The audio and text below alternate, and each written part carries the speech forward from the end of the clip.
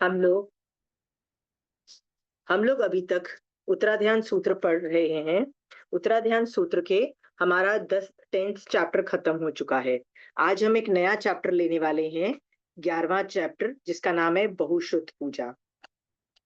पहले मैं ये पूछना चाहती हूँ, ये बहुश्रुत वर्ड का मीनिंग क्या होता है? कोई मुझे बता सकेगा? बहुश्रुत वर्ड का मीनिंग क्या होता है? बहुश्रुत पूजा। एनीबडी?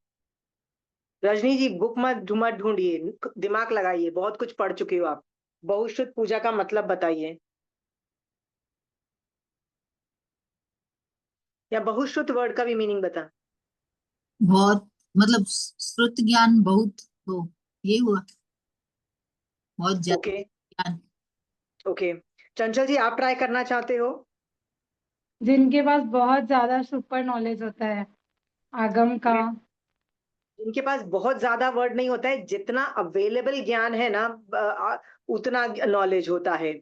सो आज की डेट में किसी के पास 32 आगम से ज्यादा का तो ज्ञान हो ही नहीं सकता है, क्योंकि बहुत सारा ज्ञान लुप्त हो चुका है। तो जितना अवेलेबल ज्ञान होता है ना, उसको ये जो आदमी अंदर धारण करता है। अब अंदर धारण करने में कंठस्थ ज्ञान, मतलब अर्धमागधी वाला ज्ञान की बात नहीं हो रही है। तो किसकी बात हो रही है? सिर्फ सूत्र की बात नहीं हो रही है, अर्थ रूप में भी उसको आता है। अर्थ रूप में भी आता है। उसको एग्जैक्टली पता है कब क्या करना है, महावीर स्वामी भगवान क्या डायरेक्शन दे रहे हैं, आपको क्या बोलना चाहते हैं। उसको बहुश्रुत बोलते हैं। बहुश्रुत का मतलब होता है श्रुत में जितना अवेलेबल ज्ञान है, सब कुछ उस आदमी को आता है।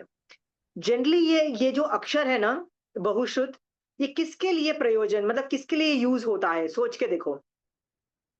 क्या आज के आचार्य भगवंत के लिए ये यूज हो सकता है? हाँ। आचार्य साधु उपाध्याय सभी के लिए। अच्छा, आचार्य उपाध्याय और साधु के लिए बोला आपने, और किसी के लिए नहीं? देवी देवता के लिए नहीं? नहीं। ओके। फिर श्रावक के लिए नहीं? नहीं। नहीं।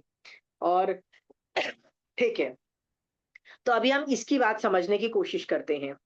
बहुश्रुत का मतलब होता है जितना अवेलेबल ज्ञान है ना, उसको आता है ना, उसको बहुश्रुत बोलते हैं। तो उपाध्याय भगवंत को तो हमेशा बहुश्रुत बोला जा सकता है, बट आचार्य भगवंत को जरूरी नहीं है बोला जाए, जरूरी नहीं है। याद रखना। समझ में आया?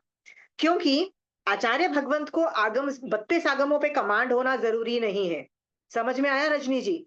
जैसे आपके संघ की मैं बात करूं ना, तो वो वाली मैं दो चीजें बताती हूँ। उपाध्याय भगवंत जो है ना, उनको सारे आगम आते हैं सूत्र रूप में, अर्थ रूप में, और वो पढ़ाते हैं, वो समझ में आता है। जरूरी नहीं आचार्य भगवंत में ये कैपेसिटी हो, जरूरी नहीं है। आप बोलोगे यार वो तो उससे भी बड़ा पद है। उससे बड़ा पद है तो क्या है, बट इट्स एन एडमिनिस्ट्रेटिव पद। समझ में आया? उपाध्याय टीचिंग का पद है, टीचर का एचओडी है, हेड ऑफ द डिपार्टमेंट समझ लो, पर वो एकेडमिक एकेडमिक डिग्री है। पर आचार्य जो है ना, वो चतुर्विधि संघ का हेड है, वो एडमिनिस्ट्रेशन भी देख रहा है। राइट? जरूरी नहीं हो उसको 32 आगम 100% कंठस्थ हो और उसको आए और ये सब कुछ करे। समझ में आया रजनी जी? हाँ। ठीक। ठीक। फिर भी ज्यादातर आचार्य लेवल पे जाने वाला आदमी हमेशा बहुश्रुत को क्वालिफाई कर जाता है जनरली, बट जरूरी नहीं है, ये भी याद रखिएगा। समझ में आया? ठीक है। नेक्स्ट है, क्या साधु भी हो सकते हैं? रजनी जी, आपने हाँ या ना में क्या जवाब दिया था? मैंने हाँ बोला था। Okay, very good. कहीं साधु में भी ऐसे कैपेसिटी आ जाती है, क्योंकि कहीं कहीं बहुत बूढ़े साधु होते हैं, बहुत दीक्षा पर्याय होती है, इतना धर्म ध्यान सीखा होता है कि वो भी बहुश्रुत को क्वालिफाई करते हैं। ठीक है। पर देवी देवता क्यों नहीं बहुश्रुत को क्वालिफाई करते?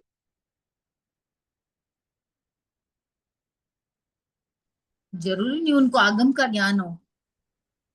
उनको आगम का ज्ञान है तो भी उनके लिए कभी ऐसा वर्ड यूज नहीं किए गए हैं में। उनके लिए सम्यक दृष्टि वर्ड यूज किया जाता है कि देवता सम्यक दृष्टि होता है, नारकी सम्यक दृष्टि होता है, ऐसा वर्ड यूज किया है, पर बहुश्रुत उनके लिए कभी यूज नहीं किया गया है। ठीक है। आप देखो, तीर्थंकर नाम गोत्र बांधा हुआ जीव यदि चला गया देवलोक में या नरक में, तो मोस्ट प्रोबेबली वो अवधि ज्ञान की वजह से वो कुछ भी चीज एक्सेस करके आपको कहीं से भी आगम से इंफॉर्मेशन दे सकता है। समझ में आया? देवता, देवता, मैं नारकी की बात नहीं करी ना, नारकी तो बाहर आएगा ही नहीं। इसीलिए बहुश्रुत वर्ड है ना, ये मनुष्य के लिए ही यूज होता है, तिर्यंच के लिए भी यूज नहीं होता है। ठीक है, अब बचे श्रावक। क्या श्रावक के लिए ये वर्ड यूज होता है? रजनी जी मना कर रही है। Anybody else? Try try. हो सकता है, मैं अकॉर्डिंग टू हो मी। सकता है, बहुत सकता बोला था किसी को। वेरी बहुत। गुड। इसीलिए मैंने आगम खोल के बैठी हूं, मुझे पता था आप लोग मना करोगे। देखो, उत्तराध्यान सूत्र का सेकंड पार्ट, मैं तो अभी पहला पार्ट ही पढ़ा रही हूँ, 11 पार्ट। इसके अंदर चैप्टर आता है, एक मिनट, इसमें चैप्टर आता है 22वां चैप्टर। 22वां चैप्टर, 22वां चैप्टर में राजीमती के बारे में वर्णन आता है। राजीमती जो थी, हाँ, उसके लिए देखो बहुश्रुता राजीमती यहाँ पे बोला। आगम पाठ देखो, आगम पाठ में क्या होता है? शीलवती बहुश्रुता उस राजीमती ने दीक्षित होकर, क्या वर्ड बोला जा रहा है? शीलवती। शील का मतलब होता है ब्रह्मचर्य पालने में जो एक्सपर्ट होता है। बहुश्रुता का मतलब होता है आगम में एक्सपर्ट थी वो। और राजीमती मतलब वो श्राविका जब थी तब भी वो बहुश्रुता थी। उसने दीक्षित होकर द्वारिकापुरी में बहुत से स्वजन और परिजनों की स्त्रियों को दीक्षा दी। मतलब ये बताया जा रहा है कि राजीमती कितनी ग्रेट थी। देखो बहुश्रुता वर्ड यूज हो रहा है। ठीक है, आप बोलोगे आगम पाठ कहाँ है? ये देखिए, वंता बहु सुया। आपको दिख रहा है ये वाला पार्ट? 30 हाँ। 2 लाइन 32, लाइन 32, चैप्टर नंबर 22वां चैप्टर, 22 चैप्टर। ये मैं इसीलिए बताना चाहती हूँ कि आप लोगों को तो लगता है यार ये बहुश्रुत होना हमारा काम थोड़ी ना है, उनका काम है। किसका? साधु का काम है, आचार्य का काम है, उपाध्याय का काम। हम क्यों बहुश्रुत बने? रजनी जी समझ में आ गया? आपका भी काम है बहुश्रुत बनना। समझ में आ गया? हाँ, श्रावक भी बहुश्रुत होते हैं। ठीक है, हम लोग इस किसी को भाव से भी इमोशनल होके बोल दे ऐसी बात नहीं है। सचमुच उसमें वो गुण होने चाहिए, आगम पे कमांड होनी चाहिए। ठीक है, तो कई बार मुझे लगता है कि कंचन आंटी जैसे लोग, जिनको टेक्निकल ज्ञान के अलावा भी 32 आगम पे तो क्या जबरदस्त कमांड है, तो क्या इन लोगों को भी बहुश्रुता बोलते हैं? तो हम लोगों ने आजकल की डेट में किसी को ये वर्ड्स यूज करते हुए नहीं देखा है। बट आगम बोल रहा है कि श्राविका कैन बी, तो आपको और मुझे भी बहुश्रुत बनने की पूरी कोशिश करनी है। डिग्री लेने के लिए ये टाइटल नहीं चाहिए हमको ने, बट कैपेसिटी होनी चाहिए आगम की, ज्ञान की। ठीक है, ठीक है। तो मैं ना पहले पूरा चैप्टर का मॉरल ऑफ द स्टोरी इसलिए बोल देती हूँ कि आप लोगों को पता है कि क्या मुझे एक्सपेक्ट करना है, और बार बार आप उसी चीज को दोहराते जाओ। ठीक है, बहुश्रुत पूजा, जिस जो आदमी बहुश्रुत है उसकी हम पूजा कैसे करेंगे बताइए? उसका विनय करके। ठीक है, सो विनय ऑफ वो आदमी जो बहुश्रुत है, ठीक है, वो हमको करना है। ये चैप्टर का नाम है, वो आपको और मुझे करना है। क्यों करना है? तो आंसर ये है कि जब मैं विनय करती हूं बहुश्रुत की, तो मेरे में इस लेवल का ज्ञान उत्पन्न हो जाता है कि ज्ञान के साथ साथ भेद विज्ञान चालू हो जाता है। और भेद विज्ञान से क्या होता है? सम्यक दर्शन प्रकट हो जाता है। 32 आगम जो में एक ऐसा आगम उत्तराध्यान है जिसका हर चैप्टर सम्यक दर्शन कैसे मिले ये बता रहा है। तो ये वाला चैप्टर बोल रहा है बहुश्रुत का विनय करो, उसकी पूजा करो, उसको ग्रेट बोलो, उसका बहुमान करो। ठीक है, जो बहुश्रुत नहीं है उसकी करने को नहीं बोला जा रहा है, पर जो बहुश्रुत है उसको करने को बोला जा रहा है। समझ में आ गया? ये पहला पहला मैसेज है। हाँ, तो मैं आपको बार बार बोलती जाऊंगी, देखो विनय करो उनका। और दूसरा मैसेज इस चैप्टर में से निकल रहा है, तुम खुद भी बहुश्रुत बनो। दूसरी चीज, खुद बहुश्रुत बनो। सो मैं जब बहुश्रुत का विनय करती हूं तो मेरे में भेद विज्ञान उत्पन्न होता है। तो ये भेद विज्ञान क्या चीज है ये बताइए? भेद विज्ञान के पर्यायवाची वर्ड बताइए। अनेकांत वर्ड। नहीं, सम्यक्त्व। नहीं, भेद विज्ञान का मतलब होता है learning to differentiate between two things, learning to differentiate. ठीक है, मैं आपको एग्जाम्पल के तौर पे बताती हूं। मान लीजिए मुझे लगता है कि दुनिया में सब लोग ही अच्छे हैं, सारे सब लोग अच्छे हैं, तो क्या मैं सही और गलत को अलग कर पा रही हूँ? मुझे लगता है सारे भगवान एक जैसे हैं, सारे धर्म एक जैसे हैं, क्या मैं अलग कर पा रही हूँ? तो आप बोलोगे मैं अलग नहीं कर पा रही।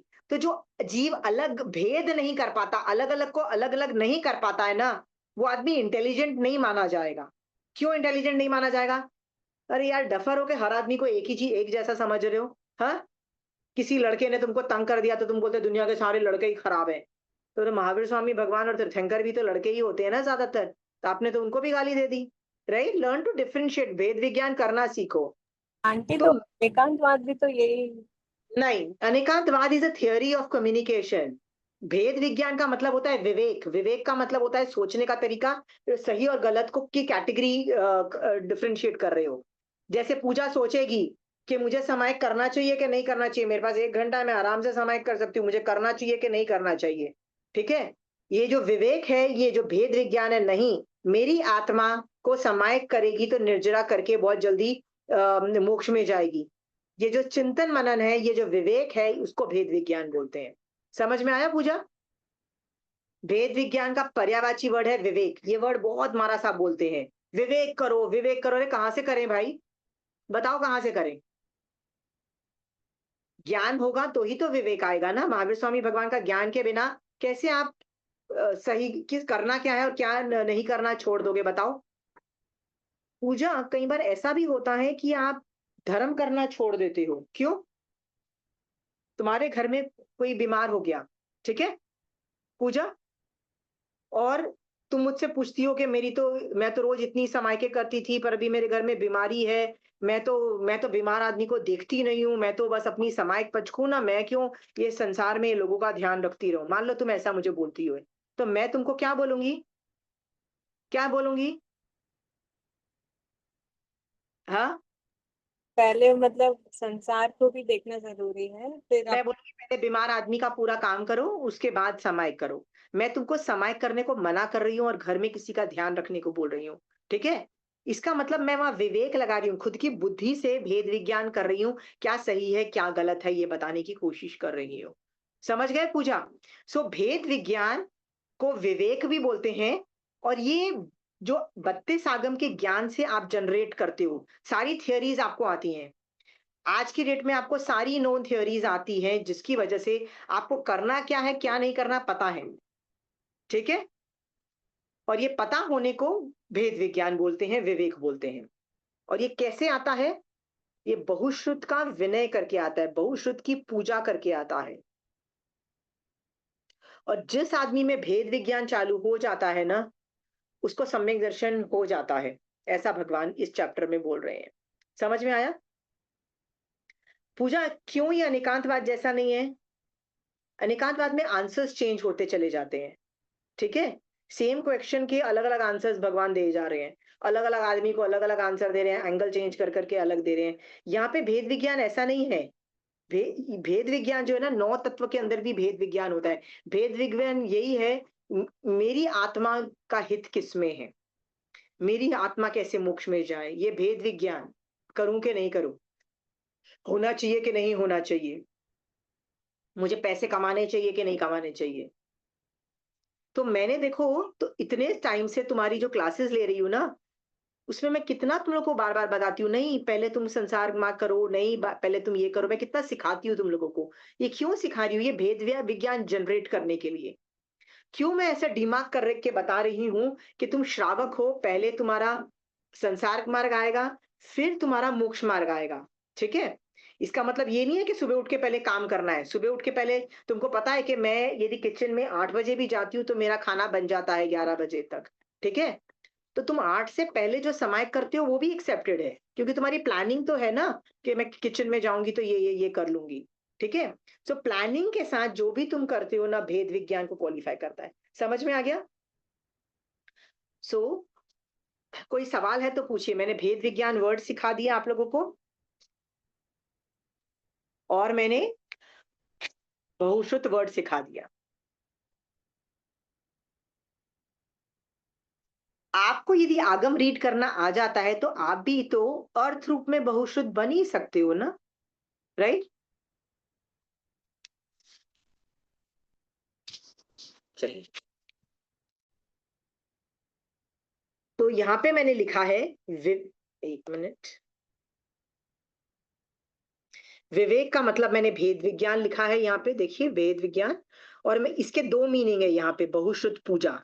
पूजा का मतलब होता है पूजा, जैसे मैं बहुश्रुत की पूजा करती हूँ, पूजा में मतलब विनय होता है, हम लोग श्रावक लोग से विनय करते हैं। दिस लीड्स टू भेद विज्ञान। भेद विज्ञान से क्या होता है? दैट लीड्स टू सम्यक दर्शन। ठीक है, तो ये पहला पहला मैसेज है। दूसरा है ऑल्सो बिकम बहुश्रुत। ठीक है, चलिए मैं आगे पढ़ना चालू करती हूँ। विवेक की उत्पत्ति का आधार बहुश्रुत की पूजा सेवा व आलंबित है। मतलब विवेक की उत्पत्ति, ज्ञान जरूरी नहीं है भेद विज्ञान जनरेट करे। भेद विज्ञान कब आएगा, विवेक कब आएगा? जब आप बहुश्रुत की पूजा करोगे, सेवा करोगे। ठीक है, सो भेद विज्ञान is an application thing, it's not a ज्ञान थिंग। समझ में आया? ज्ञान तो मैं करके बहुत इंटेलिजेंट बन गई हूं, ठीक है, मान लो, बट मेरे में अप्लाई करना उसको नहीं आता कि उस ज्ञान को मैं कहाँ अप्लाई करूं, कब, कैसे, क्यों करूं। सो भेद विज्ञान is an application thing, it's not a ज्ञान थिंग। वो आपको लिखा हुआ कहीं नहीं मिलेगा, वरना महावीर स्वामी भगवान एक चैप्टर ही बना देते ना भेद विज्ञान के ऊपर कि ले बेटा ये भेद विज्ञान, ले बेटा सीख, कंठस्थ कर ले, याद कर ले। तो ये भगवान ने क्यों नहीं दिया? क्योंकि भेद विज्ञान ज्ञान रूप नहीं है, ज्ञान पे एप्लीकेशन रूप है। समझ में आया? इसीलिए ये सिखाया नहीं जा सकता है, ये ज्ञान के बाद तुमको अपने आप समझ में आ जाएगा मुझे क्या करना है। जैसे चंचल जी से मैं पूछूं, चंचल जी प्लीज मुझे खाना बनाना सिखाइए, तो वो मुझे आटा बनाना बताएगी। देखो आटा लो, रोटी लो, सॉरी, पानी डालो, उसमें आटा गूंदो, उसको ऐसे करो। अब वो खाना बनाना मुझे सिखा सकती है, पर विद प्रैक्टिस ही मुझे समझ में आएगा ना कि मेरे घर वालों को नमक कितना चाहिए होता है। कई घरों में ज्यादा नमक यूज होता है, कई घरों में नमक कम यूज होता है। कई लोगों में अलग अलग तरीके से रोटी बनती है, कई कई घरों में मिस्सी रोटी बनती है, कई लोगों में सब्जियां डाल के रोटी बनती है। सबके घरों की अलग अलग होती है, वो तो एप्लीकेशन रूप है। ये भी समझ में आ गया है? सो भेद विज्ञान is the application of the ज्ञान, वो ज्ञान नहीं है। ज्ञान होता तो भगवान एक चैप्टर ही बना के थमा देते हैं आप लोगों को, क्या बोलते, बेटा तेरे को दिमाग लगाने की भी जरूरत नहीं। पर भगवान यहाँ पे बोल रहे नहीं बेटा, तुमको दिमाग खुद लगाना पड़ेगा। दिमाग क्यों खुद लगाना पड़ेगा? अपने आप क्यों नहीं, ऑटोमेटिक क्यों नहीं है प्रोसेस? आत्मा सोचेगी तभी तो आगे बढ़ेगी, राइट? आत्मा का चिंतन, आत्मा का उपयोग गुण है।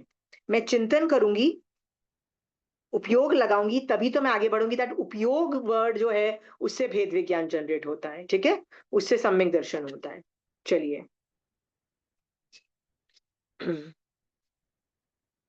पहली लाइन हम पढ़ रहे हैं, भार्य और आभ्यंतर संयोग से मुक्त। चंचल जी आपके पास क्या किताब है, पढ़ सकते हो?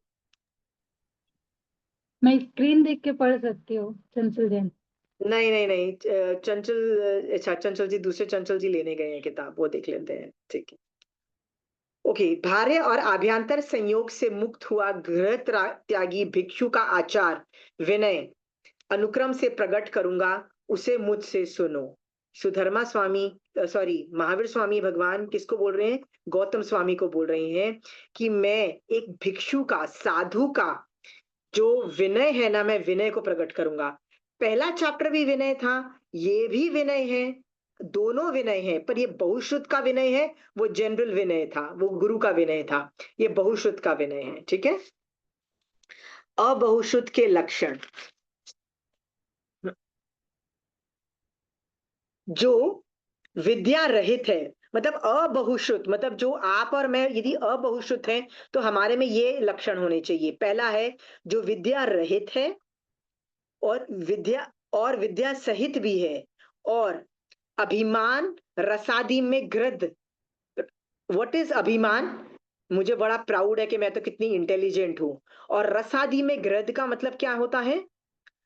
मैं पूरा दिन इंद्रियों के सुखों में रहती हूँ, अजितेंद्रिय मतलब इंद्रियों को जीतने वाली नहीं हूं, अविनीत है तथा बार बार असंबद्ध भाषण करता है। असंबद्ध मतलब कुछ भी बकवास हम करते हैं, कुछ भी नॉनसेंस मचाते हैं, भाषण करते हैं, वे अबहुश्रुत है। ठीक है, सोच के देखो, क्या आप भी इनको क्वालिफाई करते हो? आप भी विद्या विद्या तो चलो यहाँ पे बोला है विद्या रहित, पर विद्या सहित होने के बावजूद भी यदि आप अभिमानी हो, रसेंद्रियों पे आपका कोई विजय नहीं है, और आप इंद्रियों पे भी विजय नहीं है, आप अविनीत हो और असंबंध कुछ भी बकवास मचाते रहते हो, बोलते रहते हो, किसी को कुछ भी राय देते रहते हो, तो आप बहुश्रुत हो। फर्क नहीं पड़ता है कि आपको भी 32 आगम आते हो। समझ में आया? सो विनय आदि गुण नहीं होने से विद्यमान को भी यहाँ ओके, विद्यावान को भी यहाँ अबहुश्रुत कहा। ओके, एक और मजेदार बात यह है, ज्ञान जब आता है तो पता भी नहीं लगता है आपको, बट विनय जनरेट हो जाता है। क्या जनरेट होता है? विनय गुण आ जाता है और वैराग्य, ये दो चीजें आएगी आपकी जब ज्ञान करोगे तो। क्या आएगा? ज्ञान से वैराग्य आएगा और ज्ञान से विनय आएगा। यदि मेरे में अकड़ आती है, अभिमान आता है, दूसरों को बताने की सिखाने, अरे तेरे को नहीं आता, आजा मैं सिखाऊं तेरे को, ये एटीट्यूड आता है ना, हाँ, तो समझ लेना वो ज्ञान नहीं है, वो भी अज्ञान ही है। तो आप बोलोगे महावीर स्वामी भगवान भी तो ऐसे ही लोगों को बोलते थे ना कि आओ मेरे पास, मैं तुमको ज्ञान करवाता हूं। तो तो क्या ये सही एटीट्यूड नहीं है? बताओ, महावीर स्वामी भगवान क्यों पढ़ाते थे दूसरों को? महावीर स्वामी भगवान उन पे हम दया जैसे, करके। वेरी गुड, दया करके, उनको करुणा आती थी, हम जैसे जीवों को देख के उनको दया आती थी, बॉस ये लोग है ना संसार में ही भटक रहे हैं, मर के कभी यहाँ जाएंगे, मर के कभी वहां जाएंगे, राइट? इनको समझ में नहीं आ रहा है कि क्या करके ये केवल ज्ञान प्राप्त करके मोक्ष जाए, इनको संसार से निकलना नहीं आता, उनको हम पे दया आती है। दया करके इतनी करुणा से भर जाते हैं कि वो बोलते हैं अच्छा बॉस ये सीखो मुझसे, तो वो दया से भर के पढ़ाते हैं। एटीट्यूड उनका ये नहीं है कि मुझे बहुत आता है यार, तुम मुझसे सीख लो, मुझे केवल ज्ञान हो गया है, मुझसे सीख लो, ये एटीट्यूड नहीं है। पर जब हम इस एटीट्यूड से अपने टीचर बन के पढ़ाते हैं ना, तो सोच लो हम कितने कर्म बंद कर रहे हैं। ठीक है, I have the book. अब मैं पढ़ सकती हूँ। ओके ठीक है, पढ़िए। शिक्षा प्राप्त नहीं होने के कारण हाँ। मान, क्रोध, प्रमाद, रोग और आलस्य, इन 5 कारणों से शिक्षा प्राप्त नहीं होती। ओके, सो आप चेक करना है, ये आपको, ये एप्लीकेशंस है, आपको ये पांचों चेक करना है, मेरे में कितने हैं। मेरे में मान लीजिए मान नहीं भी है, हो भी सकता है, चेक करो।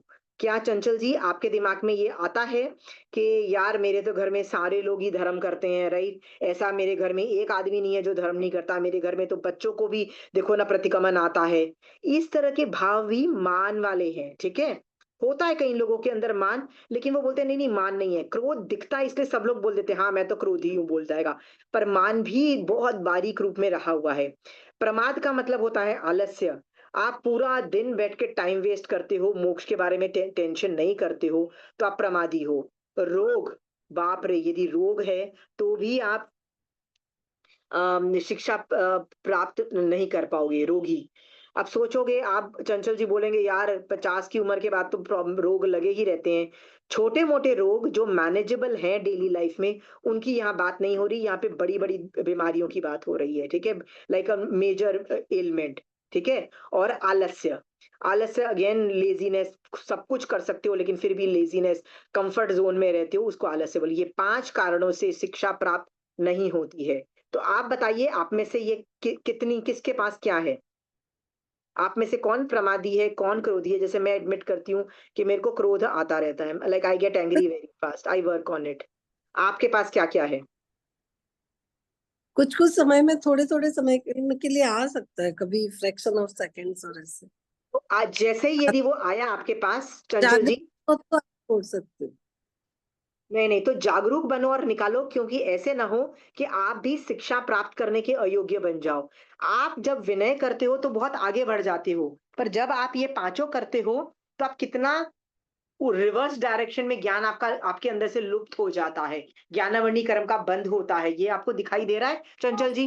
हाँ, आलस्य ज्ञान और होने की प्रमाद ज्यादा होता है, बाकी कम होता है। बाकी आलस्य कम होता है। आलस्य प्रमाद, बेसिकली आपको सुख सुविधाएं अच्छी लगती है, आपको कंफर्ट जोन अच्छे लगते हैं और आप टाइम वेस्ट करते हो आराम से, ठीक है। सो आपको कुछ एक स्ट्रैटेजी बनानी पड़ेगी चंचल जी, इससे निकलने के लिए। जो आदमी गलती करता है ना, यहाँ पे निद्रा और ये सब चीजें नहीं लिखी हुई है, क्योंकि अदरवाइज तो निद्रा और बहुत सारी चीजें प्रमाद में आती है, ठीक है। हाँ, विकथा, निद्रा, अच्छा वो प्रमाद में आती है। प्रमाद के भी वो होते हैं ना, निद्रा। कौन कौन से है चंचल, बताओ। विकथा, निद्रा, मुझे निद्रा भी याद नहीं। हाँ हाँ, यहाँ पे ही है, यहाँ पे भी लिखा है, देखिए यहाँ पे लिखा है, हाँ, विवेचन में लिखा मध्य विषय कसाय निद्रा है। और हाँ हाँ, कि प्रमाद के मुख्य 5 कारण है, मद, विषय, कषाय, निद्रा और विकथा। अरे तो ये अब पांचों खराब को भी गाइस है। निकालना है, ठीक है। चलिए नेक्स्ट हम कर रहे हैं 5th लाइन। अभी ये विवेचन नहीं ना, 5th ये पढ़। हाँ विवेचन अगली वाला 5th वाला लाइन पढ़िए आप।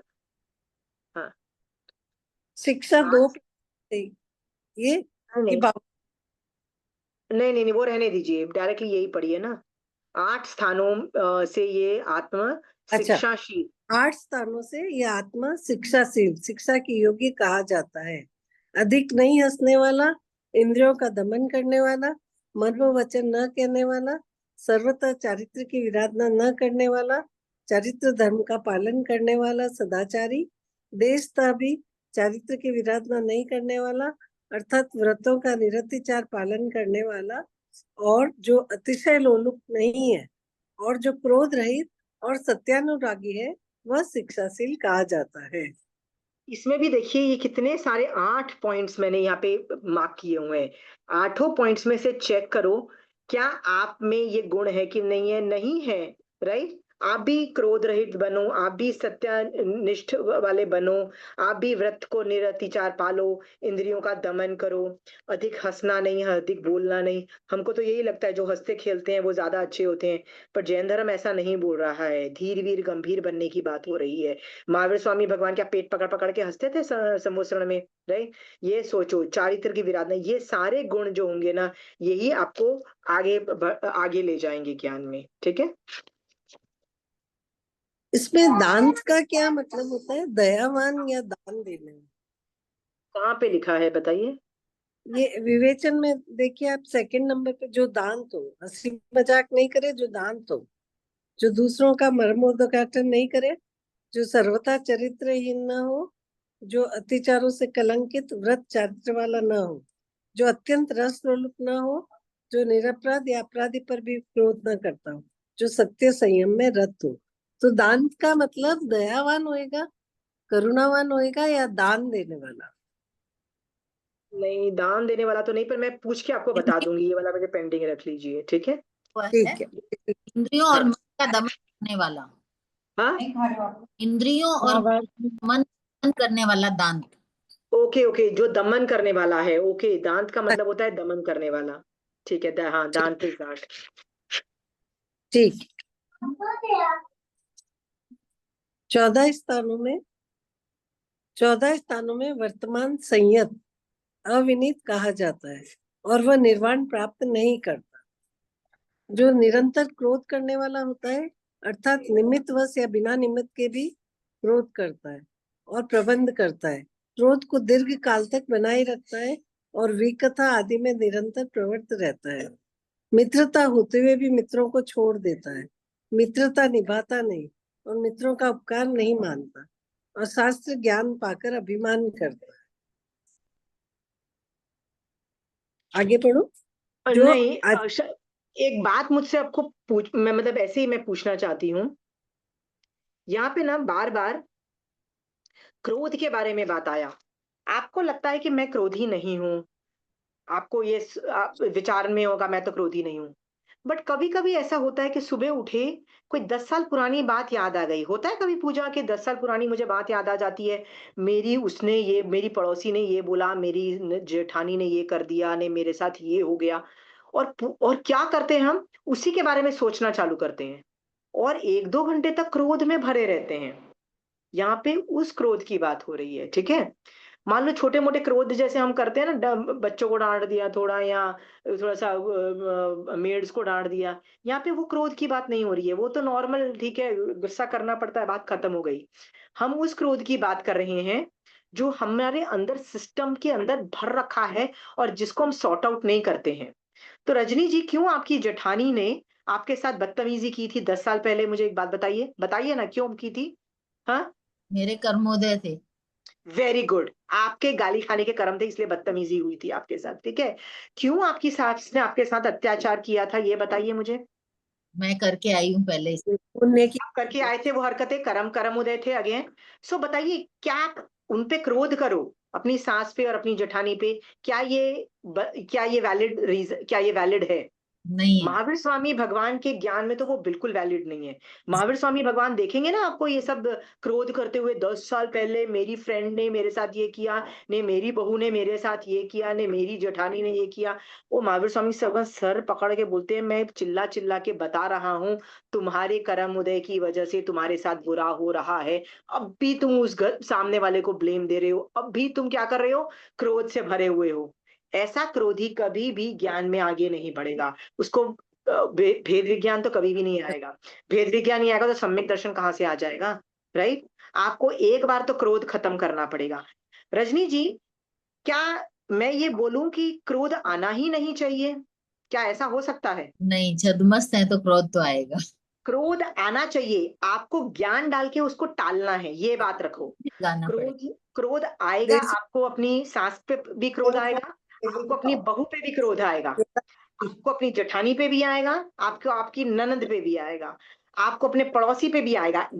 क्रोध आना is not a problem, right. बिल्कुल। बट प्रॉब्लम कहाँ है? आपने ज्ञान डाल के उसको हटाया क्यों नहीं अपनी आत्मा से? जब यदि हटा दिया तो संवर कर लिया आपने, संवर कर लिया। संवर का हाँ, पहला पहला टॉपिक है सम्यक दर्शन। देखो, जैसे ही हटाया सम्यक दर्शन प्रकट हो जाता, पर आपने तो हटाया ही नहीं। आप तो यहाँ तो उसमें इंडल्ज कर रहे हो, या तो क्या सोच रहे हो, नहीं नहीं नहीं, मुझे ऐसा गंदा नहीं सोचना, मुझे क्रोध नहीं करना, मुझे क्रोध नहीं करना, मुझे क्रोध नहीं करना। और वो क्रोध नहीं करने के लिए क्या करते हो, आप दूसरी चीजों में बिजी हो जाते हो। बिजी मतलब कैसे हो जाते हो? होता है ना कई बार आदमी, मैं पूरा दिन बिजी रहूंगी तो कैसे मैं क्रोध करूंगी अपनी सास के प्रति और अपनी बहू के प्रति, ठीक है। पर बिजी होना is not the same as क्रोध नहीं करना। बिजी हो तो क्या हो, अंदर से तो मेरी आत्मा यही सोच रही है ना कि मेरी सास बेकार ने मेरी बहू बेकार, यही सोच रही है ना। बिल्कुल। समझ में आया? सो क्रोध आना इज नॉट अ प्रॉब्लम, पर क्रोध टिका कैसे तुम्हारे अंदर, टिका कैसे, ये सवाल मैं पूछती हूँ। क्यों टिका? क्यों आपने महावीर स्वामी भगवान का ज्ञान डाल के उसको हटाया नहीं? अब बताइए, आपके साथ रजनी जी किसने गंदा व्यवहार किया? किस पे क्रोध आ रहा है आप? बहुत से लोग थे। एक बार आपने लिस्ट बनवाई थी शुरू शुरू की क्लासेस में, तब मैंने लिस्ट बनाई थी। तो सब लोग हट गए हैं ना उसमें से? हाँ। हाँ, बिल्कुल। अब मेरे को नहीं है, वो चीज है ही नहीं, रिग्रेट ही नहीं उस चीज का। एक भी आदमी यदि पे आप क्रोध करते हो, आप ये बहुश्रुत का लेवल पे नहीं पहुंच पाओगे। ना आप बहुश्रुत बन पाओगे, ना बहुश्रुत की पूजा ढंग से कर पाओगे। क्यों? क्रोधी में ये योग्यता बार बार है ना। आप देखो, जो जो कारण बताए जा रहे हैं बहुश्रुत में, उसमें इंद्रियों की बात हो रही है, इंद्रिय कंट्रोल, और किसकी बात हो रही है, क्रोध कंट्रोल की बात हो रही है, ठीक है। तो क्रोध जहां नहीं होगा ना, वहां मान और दूसरी चीजें भी नहीं होगी, ठीक है। क्योंकि मुझे बाकी सब लोग एक जैसे लग रहे हैं, अपने लग रहे हैं, प्यारे लग रहे हैं, ठीक है, मुझे उन पे क्रोध नहीं है। मुझे क्रोध आएगा तो ही तो मैं मान करूंगी ना। क्या तुम अपने बच्चों से मान करती हो कि मेरे बच्चे कितने डफर है, मैं कितनी इंद्र? आप ऐसा क्यों नहीं बोलते हो? बिकॉज यू लव देम, ठीक है। हाँ, इसीलिए ना, द्वेष है कहीं ना कहीं, उसको निकाल दो, और जो इंद्रियां का संयम है कर लो, तभी जाके आप बहुश्रुत बन पाओगे कभी ना कभी, ठीक है। और बहुश्रुत आपको नहीं बनना है। आप जब विनय करोगे ना, आपके ऊपर से ज्ञानावरणी कर्म हटेंगे, और क्या उत्पन्न हो जाएगा? ज्ञान के साथ साथ भेद विज्ञान भी अपने आप उत्पन्न हो जाएगा। और भेद विज्ञान क्या करेगा? मिथ्यात्व के कर्मों को भी हटा के सम्यक दर्शन प्रकट कर देगा। राइट, सम्यक दर्शन चाहिए ना आपको।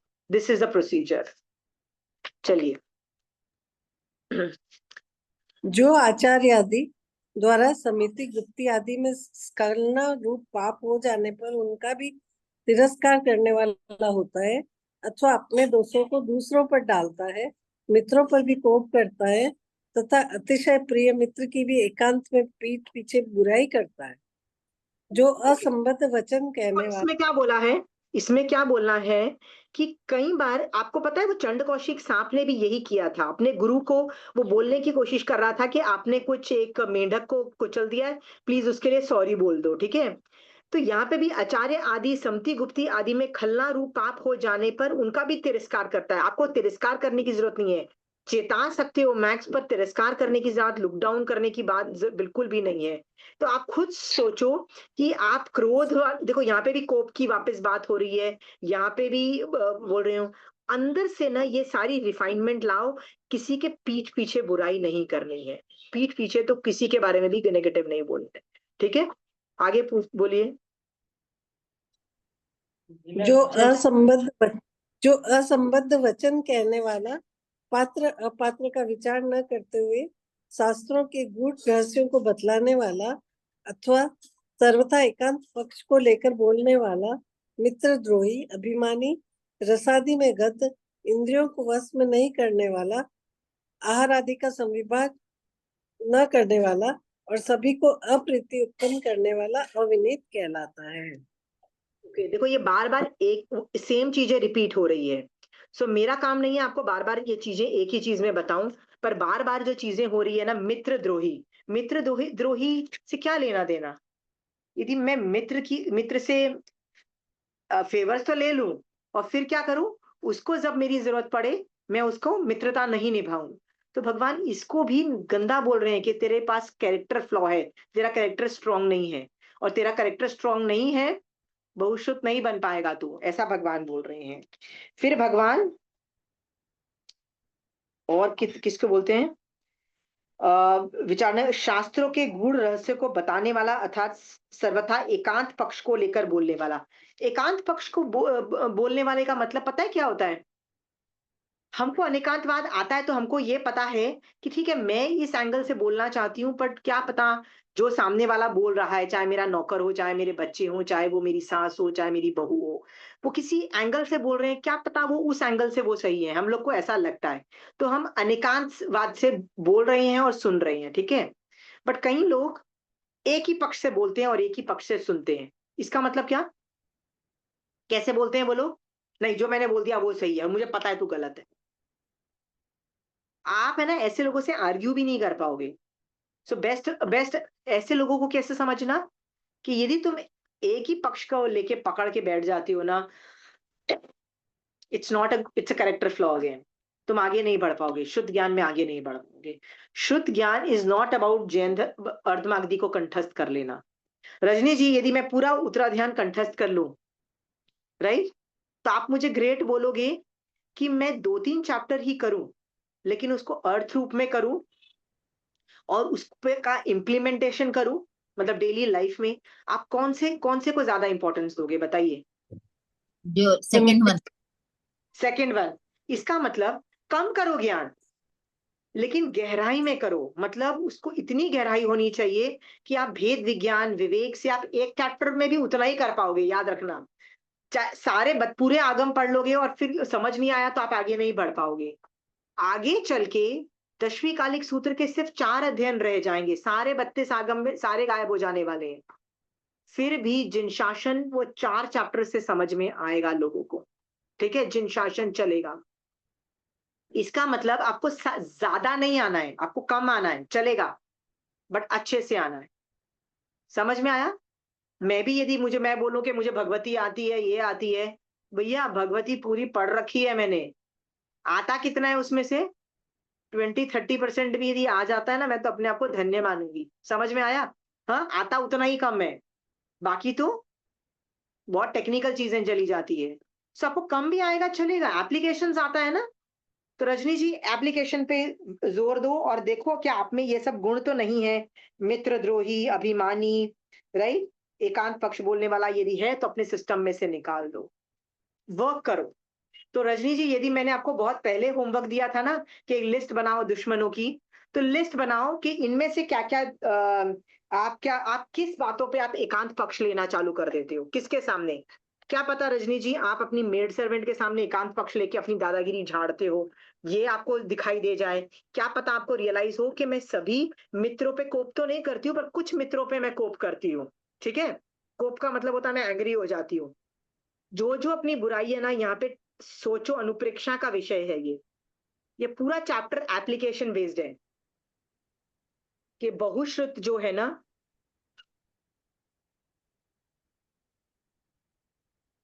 बहुश्रुत बनने के लिए ये चीजें आपको डेली लाइफ में, तो ये चीज देखो, इनमें से जो भी है ना रजनी जी, कल सुबह तक ये सारे अवगुण आपके अंदर से निकल जाने चाहिए। ठीक है?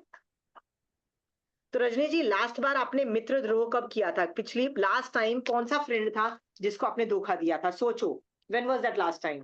और मुझे ये मत बोलो कि मैं तो करती नहीं हूं, नहीं हो सकता है।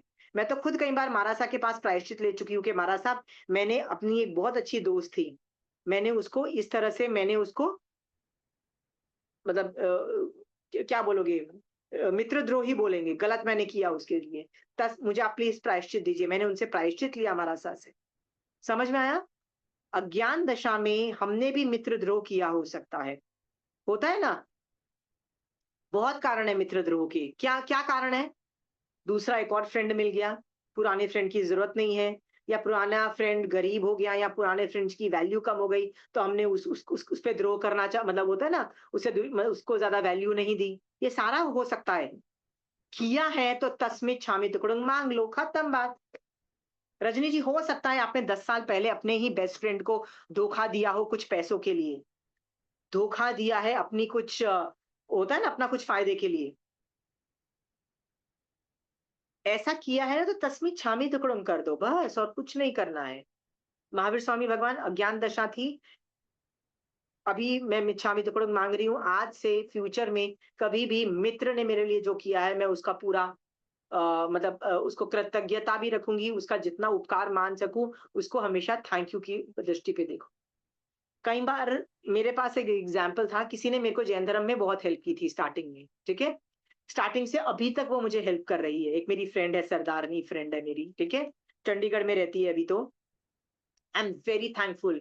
वो तब मेरी लाइफ में आई जब मैंने जैन धर्म भी स्टार्ट नहीं किया था, तब से वो मुझे अभी भी वो मुझे जैन धर्म में रखती है। वो सिखिज्म में बहुत आगे है, राइट, पर उसने मुझे कभी नहीं बोल रही है कि तू सिख धर्म अपना, मैं भी उसको नहीं बोल रही हूँ तू जैन धर्म अपना। हम लोग अपना अपना धर्म करते हुए अपना अपना एक दूसरे को डिस्कस करते रहते हैं, अपनी अपनी चीजें, हर चीज का हम लोग इक्विवेलेंट ढूंढ रहते हैं। ठीक है?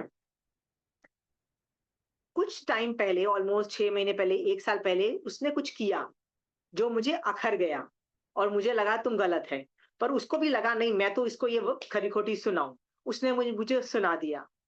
मैंने क्या सोचा, मुझे गुस्सा भी आया, मैंने कहा नथिंग डूइंग, मैं ये नॉनसेंस बर्दाश्त नहीं करने वाली। मैंने तो, I am very clear, I take no nonsense from the world, ठीक है। हाँ, सो मैंने भी सोच लिया कि यार वो मेरा बहुत उपकारी जीव है, ठीक है, फिर भी क्या करूं, तो मैं चुप करके बैठ गई। मैंने कुछ मतलब मैंने कम्युनिकेशन कम कर दिया, राइट, बट मैंने दुश्मनी नहीं ली, उसके बारे में इतना भी गंदा नहीं सोचा, इतना भी नहीं सोचा। क्या सोचा, मेरे ही अपमान होने के कर्म है, मेरे ही उस तरह के कर्म है जिसमें सामने वाला आदमी नहीं समझ पा रहा मैं क्यों करना चाहती। 6 महीने बाद अचानक उसका फोन आया, अचानक हमने नॉर्मली बात की। अभी तो हम नॉर्मली बात करते हैं, फिर से वो बात खत्म हो गई। बीच में वो दिन आए थे, तब भी मैंने, सिचुएशन ऐसे बनी, मुझे भी पता था I take no nonsense from the world, because I am very clear. बहुत ले चुकी, बर्दाश्त, बहुत बर्दाश्त कर लिया, बहुत नॉनसेंस बर्दाश्त कर लिया। नॉट एनी मोर, नॉट, मतलब अब मेरी बस हो गई है, अब नाउ आई नो एग्जैक्टली मैं क्या कर रही हूँ। उसके साथ मैंने क्या किया, चुप करके बैठी। उसको मैंने इतना भी बुरा नहीं किया, इतना भी बुरा करने की कोशिश नहीं की, कुछ नहीं बुरा किया। यहाँ तक कि अपने हस्बैंड को भी नहीं बोला। वो जो मेरी फ्रेंड है, वो मेरे हस्बैंड की एक्चुअली बचपन की फ्रेंड है, ठीक है। तो मैंने अपने हस्बैंड को भी नहीं बोला कि देखो उसने मेरे साथ ऐसा बुरा किया, ठीक है। मैंने क्या सोचा, मेरे कर्म उदय हैं, क्यों कंप्लेन करूं। और आज हमारी लाइफ बिल्कुल वापस पहले की तरह नॉर्मल हो गई है। कभी भी जिसने तुम्हारे लिए उपकार किया है ना, कभी भी, चाहे कुछ भी हो जाए, कुछ वो न्यूज व्यूज भी कर दे, 15-20 भी कर लेना आपके साथ, आप उनके साथ बुरा नहीं करोगे। समझ में आ गया है? हाँ, किया है तस्मित छामी दुकड़म दे दो। एक एक गुण को ना आप लेके बैठना, पूजा, एक एक गुण को लेना। हाँ, सोचना, when was the last time I did that mistake, when was the last time जब मैं क्रोध से भर गई थी अपने पड़ोसी के लिए। When was the last time? हाँ, क्यों? When was the last time मैं अपनी बहू से खुंदक खाई हुई थी? होता है ना कई बार कि बहू ने ऐसे हरकत कर दी। कब? When was the last time? जब था ना, तब क्या सोचोगे उस बात पे? भगवान तब क्यों मेरा उपयोग नहीं चला कि वो भी मेरे कर्म उदय थे, मुझे उसको माफ कर देना है, ठीक है। हाँ, अभी ठीक करो उस चीज को, सब कुछ ठीक करो और बोलो भगवान, जब ये सारे पैरामीटर्स जो भी ये पॉइंट है ना, सारे पैरामीटर्स हो जाए ना, तब क्या बोलो महावीर स्वामी भगवान, आपने इस चैप्टर में बहुश्रुत पूजा में जो जो गुण बताए, मैंने उन गुणों को अपने अंदर धारण कर लिया है। अब महावीर स्वामी भगवान मुझे बहुश्रुत बनाओ, ठीक है। और मेरे अंदर ये योग्यता ला दो कि मैं बहुश्रुत को पहचान के उसकी उसकी पूजा कर पाऊं, उसका विनय कर पाऊं, ठीक है भगवान, आई एम रेडी। आपने जो बोला था ना इंग्रेडिएंट्स लेके आओ, इंग्रेडिएंट्स मैं ले आई हूं, मतलब अपने आत्मा में वो गुण जो अवगुण है मैंने निकाल दिए हैं। अब मुझे बहुश्रुत बनाओ, मेरे अंदर बहुश्रुत नाम का गुण उत्पन्न करो, ठीक है, ऐसे करो। ये एप्लीकेशन वाला चैप्टर है, आप कर सकते हो, आप भी बहुश्रुत, आपका बनना आपका भी ध्येय है।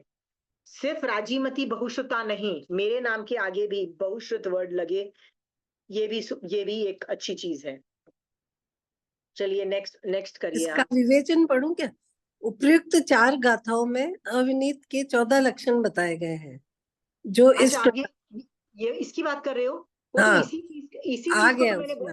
इसी हाँ का बारे में तो मैंने बोला। जैसे मैंने यहाँ पे लिखा है बार हाँ, बार क्रोध करता है, तो मैंने लिखा है I should do something about this, जैसे मैंने लिखा है, राइट। तो अच्छा। ये भी है ना, जो क्रोध को निरंतर लंबे समय तक बनाए रखता है। जैसे मान लीजिए चंचल जी, मेरा आपके साथ लड़ाई हो गई और मैं 10 साल के बाद भी आपको माफ न कर सकी हूँ, ठीक है। देखो Chanchal ji, there is a difference between मैं आपसे आपसे बात नहीं करूं और दुश्मनी बना के रखूं, दोनों में फर्क है। तो यदि मैं बात नहीं करूं, इसका मतलब ये भी है मैं अवॉइड करना चाहती हूँ कॉन्फ्रेंट्रेशन, ठीक है। बट अंदर है कि नहीं है ये बात ढूंढो। चंचल जी, यदि क्रोध में आपको सचमुच लगता है कि आपकी जेठानी ने आपके जो जो प्रॉपर्टी डिवीजन में ज्यादा पैसा ले लिया होता है ना, मान लो आपने उसने 60% या 70% प्रॉपर्टी रख ली और आपको सिर्फ 30% दी, चंचल जी, मान लो आपको क्रोध है इस बात का, तो क्या करना है आपको चंचल जी? क्रोध पे अभी शांत कर देना है। क्यों? डिवीजन हो गया है, हाँ, डिवीजन हो गया है, ठीक है। अब डिवीजन हो जाने के बाद आप क्रोध रखोगे, तो ऐसा नहीं है कि अपने आप डिवीजन अभी वो जाके तुम्हारे पास आएगी और बोलेगी ले मैंने तेरे साथ गलत किया, ये ले जितना बचा हुआ पैसा 50% डिवीजन पे तू ले ले, क्या अभी वो करने वाली है? तो आपका जो क्रोध है ना, ये आप ही का नुकसान कर रहा है, कुछ फायदा नहीं कर रहा है। ये बात छोड़ के आपसे जितने भी प्रॉपर्टी डिवीजन में आपके साथ अन्याय हुआ, उसको ड्रॉप कर दो, आगे बढ़ जाओ, ठीक है। इस तरह से आपने क्रोध को क्या हुआ, अंदर नहीं रखा है, ठीक है। सुविनीत कौन? ये सारे जो गुण है ना, ये सारे हम्म, गुण चेक करो। रस लोलुप, चंचल जी ये तो आप रस लोलुप तो हो, है ना, अच्छा खाना अच्छा लगता है। हाँ बराबर बराबर। ब- अभी हाँ, मैंने अभी मैंने उस आसक्ति पे वर्क किया था। ओके। तो तो एक काम मैंने 1 महीना सचित नहीं खाया कुछ भी, और एकासन किए थे 1 महीना, बीच में 2 उपवास 3 तेले भी किए थे, 2 तेले किए थे। अभी 8 करूंगी। इस बार मेरा साधना करने का बहुत मन तेले का है कि मतलब होता है सारे। 3 दिन लगातार व्रत, के तेले का मतलब होता है दिन में 3 हाँ, बार 3 खाना? दिन लगातार व्रत, 3 ओके, दिन वाह, उपवास। हाँ 3 दिन उपवास, वेरी गुड वेरी गुड। तो 2 तेले भी किए आपने? हाँ, बीच में 2 तेले किए और 1 महीना सचित नहीं खाना और एकासन एक ही टाइम खाना। विकास, वेरी गुड। चंचल जी, आपको जो मजा आया होगा ना ये हरकतें करते हुए, अलग था ना मजा? बहुत आप बहुत अलग है। अभी मेरी 8 दिन की साधना का मैंने प्लान बना रखा है। कल ही महाराज साहब से डिस्कस करके आई, तो महाराज साहब बोले आप ये सब कर पाओगे? मैं बोली मैं कर पाऊँ, इसके लिए मैं आपसे पूछ रही हूँ। तो वहीं रहूंगी और महाराज साहब के जैसे रहने का, 2 ओके। कपड़े और वहीं पे रहना और वहीं पे मतलब। कपड़े धोने के लिए भी है ना, आप यूज कर सकते हो कपड़े को, ही ना पानी, अच्छित पानी ले आओ। तो हाँ, तो खाना और वाना मैं वहीं से खा। नहीं, थोड़ी मेरी कपड़ों पे भी आसक्ति है, तो मैं मेरी वो आसक्ति को भी वो करना चाहती हूँ कि वेरी 7 गुड, दिन तक मैं वही कपड़े रखूं। अनुमोदना चंचल जी, और अनुमोदना, 28 का प्लीज भाव करो। है, 28 का भाव तो है कि 8 दिन ज्वेलरी भी मैं ना सारे बेस्ट निर्जरा के बाम लगा दो, ऐसे आपने बोला था एक बार। हाँ, तो ज्वेलरी भी थोड़ी हल्की करो, ये इतना हाँ, बड़े डायमंड ज्वेलरी भी डायमंड ले के घूमते रहते हो उपाश्रय में, नहीं। वो बेचारा दूसरे आदमी के भी मन में अच्छा लगता है, यार इतनी मस्त इयरिंग मेरे को भी होना चाहिए, दूसरे हाँ, के मन में लोभ कषाय क्यों भड़काना, ठीक है। बराबर। तो ज्वेलरी भी थोड़ी हल्की पहन के जाओ, मैं ये नहीं बोलती हूँ कि हाँ, इयरिंग और गले में और मतलब मतलब हाथ जो तो सुहागन हल्का तो इतना बेसिक पहनती है, पर इतने महंगे महंगे डिजाइनर चीजें पहनने की कोई जरूरत नहीं होती उपाश्रय में। शादी ब्याह में पहनो, मना नहीं है, ठीक है। उपाश्रय हम्म। में सिंपल चीजें पहनो, सिंपल रहो, ठीक है। हम्म। मैंने मेरी आसक्तियों को ढूंढा तो लगा खाने और कपड़े पे मेरी थोड़ी है आसक्ति, चाहूँ तो कर सकती हूँ, पर मैंने उस पे वर्क किया था।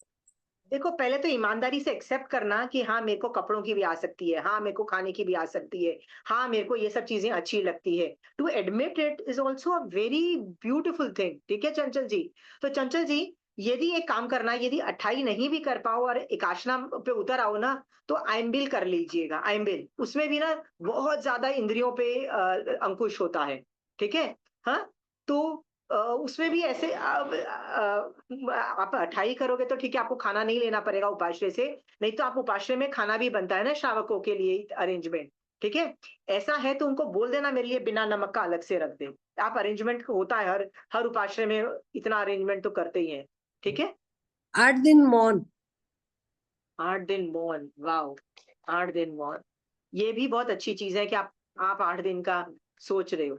तो मौन के अंदर ना दिमाग को भी बंद कर देना, दिमाग को भी शुड दिमाग ऑल्सो तो नॉट ऐसे टॉक। भी नहीं चलता है। हाँ, ऐसे भी नहीं चलता है दिमाग। हाँ, दिमाग नहीं चलने का मतलब होता है कभी उस पे क्रोध कर लिया, 10 साल पहले मेरी सास ने बोला था, ने 10 साल पहले बहू ने बोला था, सब कुछ का मौन मौन मौन चले जाना। चंचल जी, ठीक। और ये चीज है ना, ठीक। ऐसा मत सोचो कि 8 दिन का ही करोगी, अभी भी एकाशना करते रहो, रुको ही आगे भी मत, ध्यान। राइट। ये जो है, ये सिर्फ हाँ। पर्यूषण की बात नहीं है, ये जिंदगी भर की बात होती है। आप देखिए, उपासक दशांक वाले जो श्रावक थे ना, वो अचानक 28 पर्यूषण आए और अचानक 8 दिन भैया कुछ हीरो बन गए, फिर बाद में वापस जीरो बन गए, ऐसा नहीं करते थे, कंसिस्टेंट थे। उनका ग्राफ ऐसा जाता था, ठीक है। श्रावक के 12 व्रत किए, परिमाओं में गए, धीरे धीरे परिमाओं करते करते यू नो बॉडी का बाजा बजा दिया। देखो, आनंद श्रावक ने तो इतना बाजा बजा दिया कि गुरु को वंदना भी नहीं कर पाए। देखो, जब गुरु आए तो क्या बोलते हैं, sorry I can not get up, ठीक है। मतलब बीमारी कोई नहीं आई, पर शरीर का धज्जियां उड़ा दी उन्होंने। धज्जियां उड़ा दी का मतलब यही है, आपकी तरह कभी 3 दिन का व्रत कर लिया, राइट, कभी उपवास करके बैठ गए, नहीं, कभी मैं एकाशना धीरे कर लिया। धीरे ही ग्राफ बढ़ाया है, धीरे धीरे ही बढ़ाया है, शुरू से ही किया था। चंचल जी, परिमाओं में भी जाओ, परिमाओं क्यों छोड़ रहे हो, परिमाओं का एक बार वापस अध्ययन करो, जाओ, कर हाँ। सकते हो। हाँ, हाँ, एक बार वापस। हाँ। रजनी जी, आप भी परिमाएं कर सकते हो। डर लगता है क्या, नहीं, उपसर्ग से डर लगता है? डर तो नहीं लगता, पर मेरे से भूख नहीं निकलती। क्या नहीं होता है? भूखा नहीं रहा जाता ज्यादा। परिमाओं में, पहली परिमाओं में और सेकंड परिमा में तो कुछ भूखे नहीं रहना है। पहली तो हाँ। सिर्फ सम्यक दर्शन परिमाएं हैं। सेकंड जो परिमाएं हैं वो देशावगासिक व्रत वाली परिमाएं, मतलब कुछ छोटे मोटे नियम। तो 14 नियम तो रोज आप लेते ही हो, ऐसा थोड़ी ना है कि कुछ नहीं लेते। तो वो दो परिमाओं में तो जाओ। रजनी जी, यदि आप परिमाओं लोगे ना, तो चंचल जी 28 कर रही हैं। आप परिमा यदि करोगे ना, तो आप चंचल जी से भी आगे निकल जाओगे। परिमा बहुत बड़ी चीज होती है, सम्यक दर्शन के आधार को जीरो करना। और आप जैसे लोग, जैसे रजनी जी, आप और चंचल जी, जिनके बहुएं आ चुकी है, बहुएं घर संभालती है, बहुएं कर रही है, आप घर नहीं चलाते हो, घर मतलब आप हेल्प करते हो, बट आपका आपका काम रिस्पॉन्सिबिलिटी नहीं है।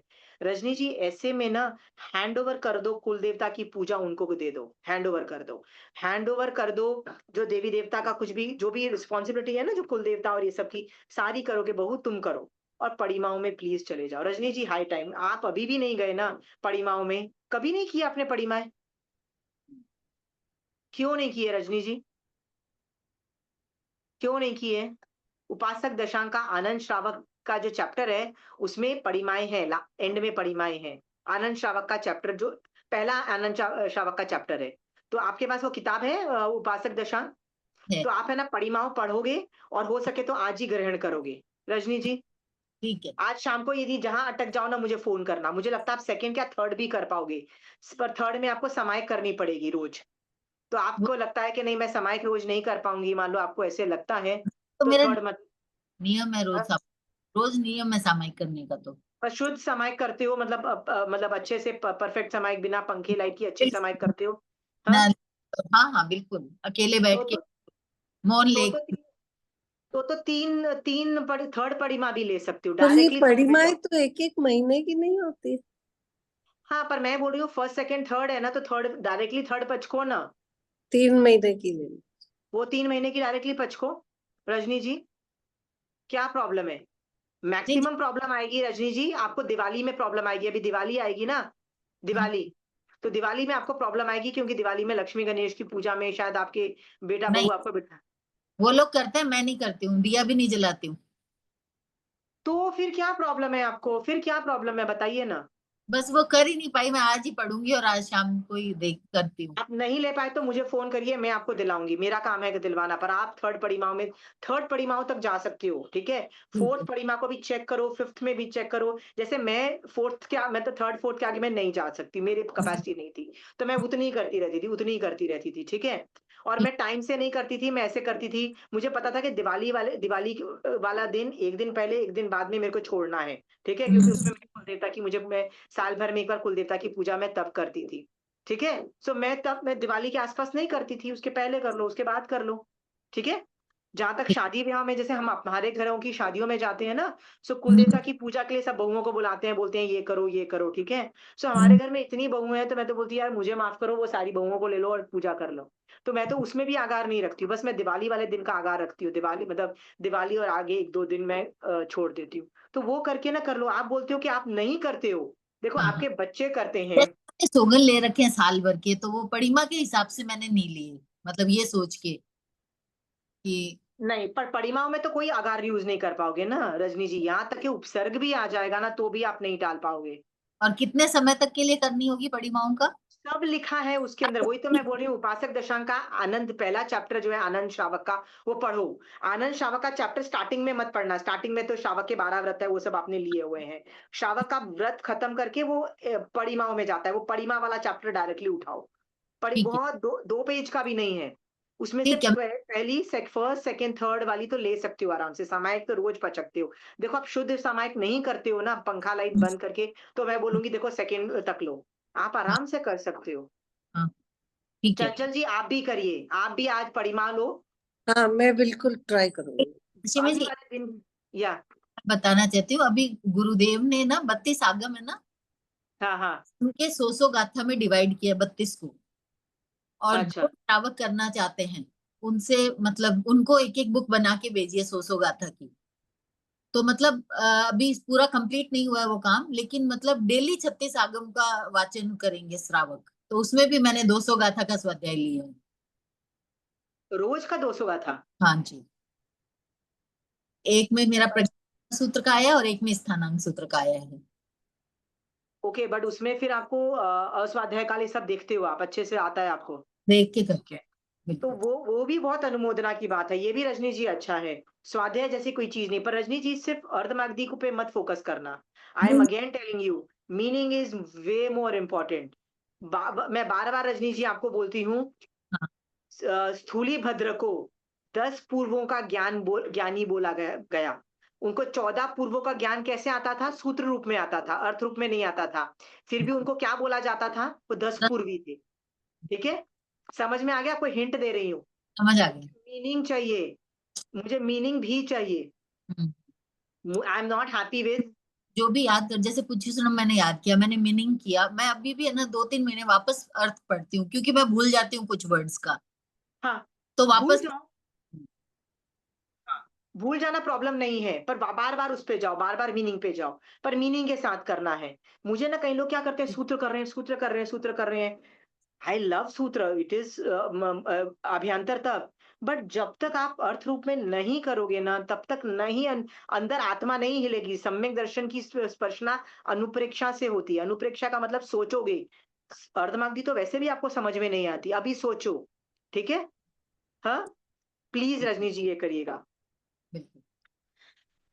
200 गाथा यदि वहां पे है, तो रजनी जी मेरा एक सवाल है। 32 आगमों में जब भी टाइम टेबल बताया जाता है, ऑफर साधु साधु का टाइम टेबल बताते हैं ना, कि वो पहले प्रहर में ये करते हैं, दूसरे प्रहर में ये करते हैं, तीसरे प्रहर में ये करते हैं, चौथे प्रहर में ये करते हैं। चाहे वो गौतम स्वामी भगवान की अपेक्षा बोला, चाहे वो किसी की भी अपेक्षा बोला, आपको पता है वो टाइम टेबल में जितना स्वाध्याय करते हैं, स्वाध्याय मतलब जितना ज्ञान करते हैं ना, उस पर अनुप्रेक्षा कितना टाइम करते हैं पता है? 4 गुना ज्यादा अनुप्रेक्षा, 4 गुना ज्यादा। तो तो आपने यदि 200 गाथाएं पढ़ी तो आपको कितनी देर लगा? आपको आधा घंटा लगा होगा? कितना टाइम लगता है कि हाँ, 1 करीब घंटा? 35-40 मिनट। मानी 45 मिनट्स।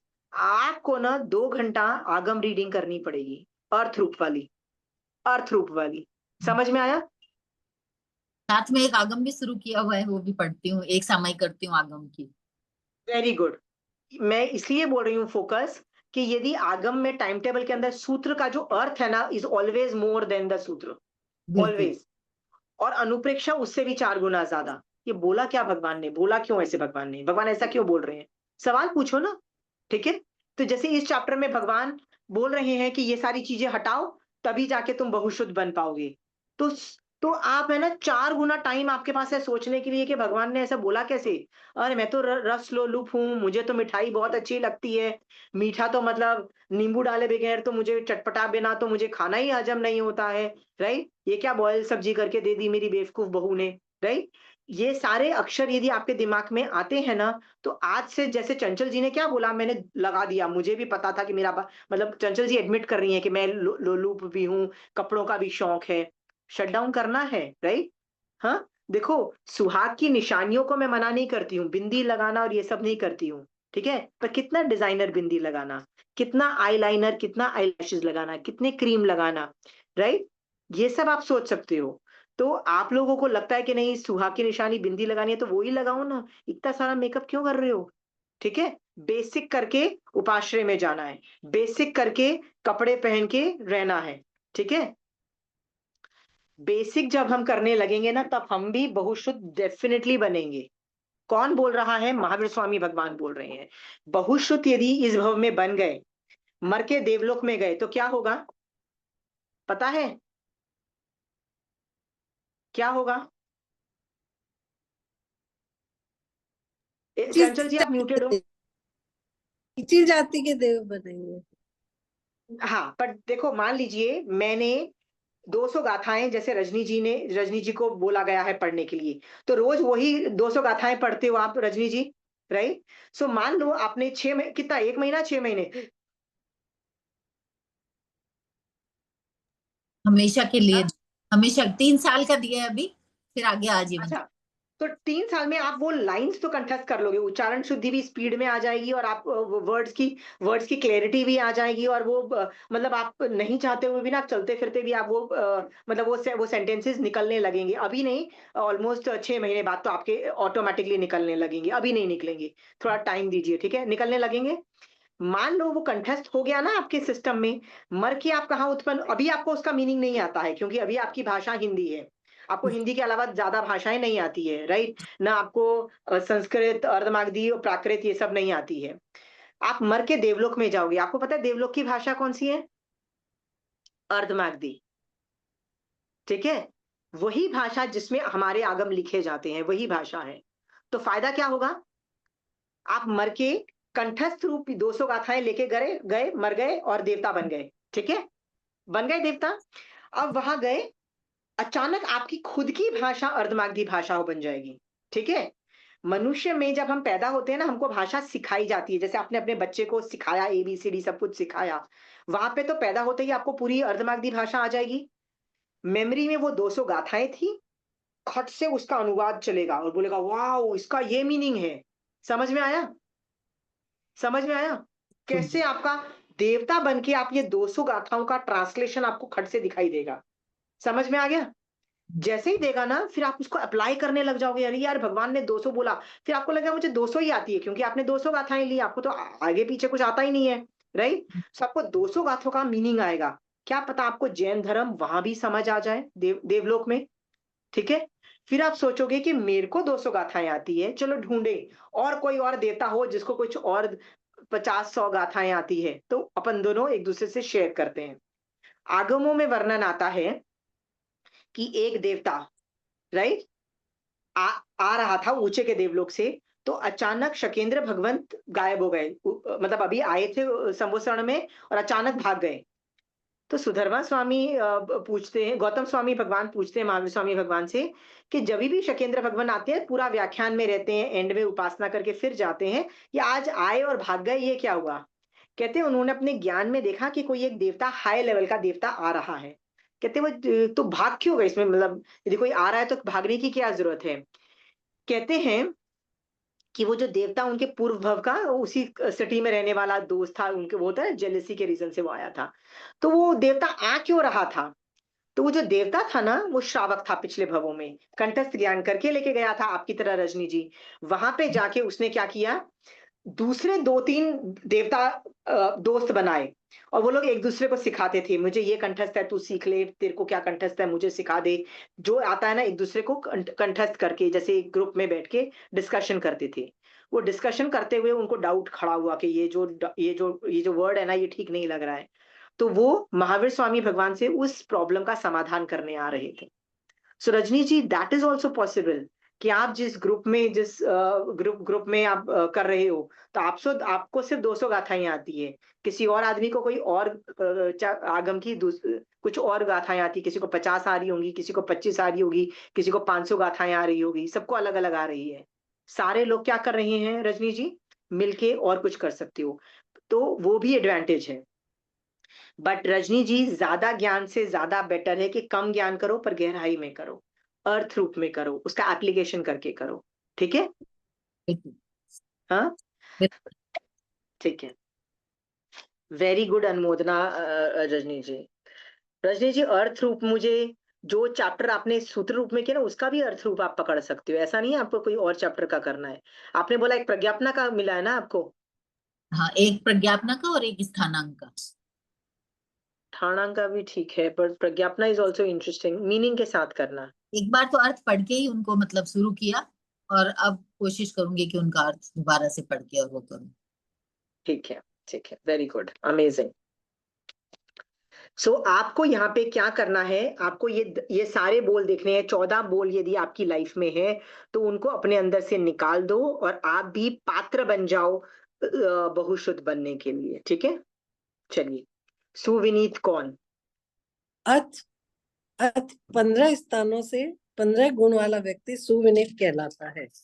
नम्र वृत्ति वाला, गति, स्थान, भाषा और भाव विषय चपलता रहित, माया रहित और खेल तमाशा आदि में कुतूहल रहित, अर्थात कुतूहल में रुचि न रखने वाला। व्हाट जो इज कुतूहल में रुचि नहीं रखने वाला, व्हाट इज कुतूहल। इंटरेस्ट, ऐसे जिज्ञासा, क्या जिज्ञासा, होगा। क्यूरियोसिटी। अब कई लोग बोलते हैं क्यूरियोसिटी तो बड़ी अच्छी चीज है, पर संसार में क्यूरियोसिटी रख के क्या फायदा होगा। हाँ यार, आजकल कार निकलती है, ये इलेक्ट्रिक पे चलती है, पेट्रोल और डीजल पे नहीं चलती है। कुतूहल है, क्यूरियोसिटी है, मैं जानूं कैसी होती है क्या है, रख के क्या फायदा है बताओ। आप अपनी कार में जो 10 साल पुरानी है उसमें बैठो ना चुप करके, हाँ क्यूरियोसिटी रख के क्या मिल जाएगा। ऐसा चल के कुतूहल सब कुछ निकाल दो अपने अंदर से, वेरी गुड। और वह करिए। मुझे भी कुतूहल हुआ था कि ये एआई है क्या। तो मैंने मेरे ऑफिस से एक लॉयर जॉब करते थे, she is a good teacher, तो उससे बुला के मैंने पूछा, 5 दिन उसकी प्रैक्टिस की कि है क्या, मुझे बता। मुझे पता है चंचल जी, आपको संसार मार्ग में बहुत इंटरेस्ट है, बहुत क्यूरियोसिटी है, कुतूहल हो जाता है। कनेक्ट हाँ। करने का बहुत है, और आपको कुतूहल है, तो मैंने आप पे ये डायलॉग मारा था, मुझे पता है आपको बहुत कुतूहल है। आप कहीं रेस्टोरेंट में खाना भी खाओगे ना तो आपको पता करना है कि भैया ये बना कैसे। अरे जो रोज दाल रोटी खाते हो ना उसी पे गुजारा करो ना, क्यों कुतूहल लाना कि भैया वो कैसे बनता है, डिजाइन वो कैसे बनता है। ज्यादा कुतूहल रखने की ज्यादा जरूरत नहीं है, ठीक है। ये ड्रेस कैसे बनती है, ये कलर कॉम्बिनेशन में ये सूट कैसे बनता है, कोई जरूरत नहीं है। वो गए निवृत्ति मार्ग में, आगे बढ़ो चंचल जी, आप बहुत आगे जा चुके हो, प्लीज और आगे बढ़ो, ठीक है।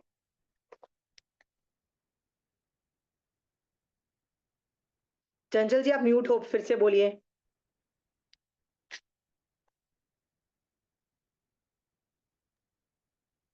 जो किसी का भी तिरस्कार नहीं करता और प्रबंध विकथा नहीं करता या क्रोध को चिरकाल तक नहीं रखता, शीघ्र ही शांत हो जाता है, मित्रता किए जाने पर मित्रता को निभाता है और मित्र का कर्तव्य रहता है एवं मित्र के प्रति उपकार करता है तथा शास्त्र ज्ञान प्राप्त कर अभिमान नहीं करता है। और जो गुरुओं द्वारा समिति गुप्ती आदि में भूल हो जाने पर भी उनका तिरस्कार नहीं करता अथवा अपना दोष दूसरों पर नहीं डालता और मित्रों पर कोप नहीं करता है तथा अप्रिय मित्र की भी पीठ पीछे भलाई ही करता है, उसके गुणों की ही प्रशंसा करता है। जो क्लेश और दंगे से बचा रहता है, कुलीन उठाए हुए भार को सफलता पूर्वक निभाने में समर्थ होता है तथा लज्जावान और इंद्रियों का गोपन करने वाला होता है। ऐसा तत्वज्ञ साधु सुविनीत कहा जाता है। ओके, तो ये सारा गुण देख लो आप में है कि नहीं है। ये सारी लिस्टिंग 15 की बता दी गई है, ठीक है। हाँ, नहीं ये बात है तो ये सिस्टम को ठीक करो और रेडी हो जाओ, पात्र बन जाओ। पात्र बन जाओगे तो कभी ना कभी वैसे भी बहुत शुद्ध बन जाओगे, राइट। तुरंत बन जाएंगे। हम्म, तो अभी बन शिक्षा जाए। प्राप्त करने का आपको लगता है नहीं बनेंगे? आपको नहीं लगता है रजनी जी कि आप बन पाओगे? कोशिश तो है। क्या चीज? आपको नहीं लगता है कि आप बन पाओगे बहुश्रुत? कोशिश तो करेंगे आशिमा जी पूरी। कोशिश करो। हमारा लक्ष्य नहीं है कि बहुश्रुत डिग्री हमको चाहिए, पर हाँ, महावीर स्वामी भगवान का बताया हुआ सारा ज्ञान यदि आप में है ना, तो आपको आपको भेद विज्ञान की जरूरत ही नहीं। अपने आप भगवान बताते जाएंगे, ये कर लो, ये नहीं करो, ये कर लो, ये नहीं करो। ऑटोमेटिक आपको अंदर से चलता रहेगा कि भगवान क्या बोलना चाहते हैं। इट्स एन इजी लाइफ, ठीक है। चलिए आगे पढ़िए। शिक्षा प्राप्त करने का अधिकारी, जो शिष्य सदा गुरुकुल में गुरु के गच्छ में गुरु की आज्ञा में रहता है तथा जो समाधि वाला उपदान तप का आचरण करने वाला, अंग उपांग सूत्र सीखते हुए शास्त्रोक्त यथा योग्य आंबिल आदि उपध्यान तप का सेवन करने वाला, सभी के लिए प्रिय अर्थात अनुकूल कार्य करने वाला और प्रिय भाषण करने वाला है, वह विनीत शिष्य शिक्षा प्राप्त करने के योग्य है। ओके, एक मिनट में यहाँ पे ना उपधान तप के बारे में आपको बताना चाहती हूँ। ये देखो, गुरु के गच्छ में रहना, आज्ञा में रहना, ये सब ठीक है, पर ये उपधान तप का आचरण करने वाला, ये उपधान तप क्या होता है? अंग उपांग सीखते हुए शास्त्रोक्त यथा योग्य आयम्बिल आदि उपदान तप का सेवन करने वाला। इसका मीनिंग मैं आपको बताती हूँ। मैंने ना ये पूरी लिस्ट बनाई है कि परंपरा से आयम्बिल विधि, देखो एक मिनट में आपको शायद दिख नहीं रहा होगा, देखो ये है परंपरा से आयम्बिल विधि फॉर ईच आगम इज।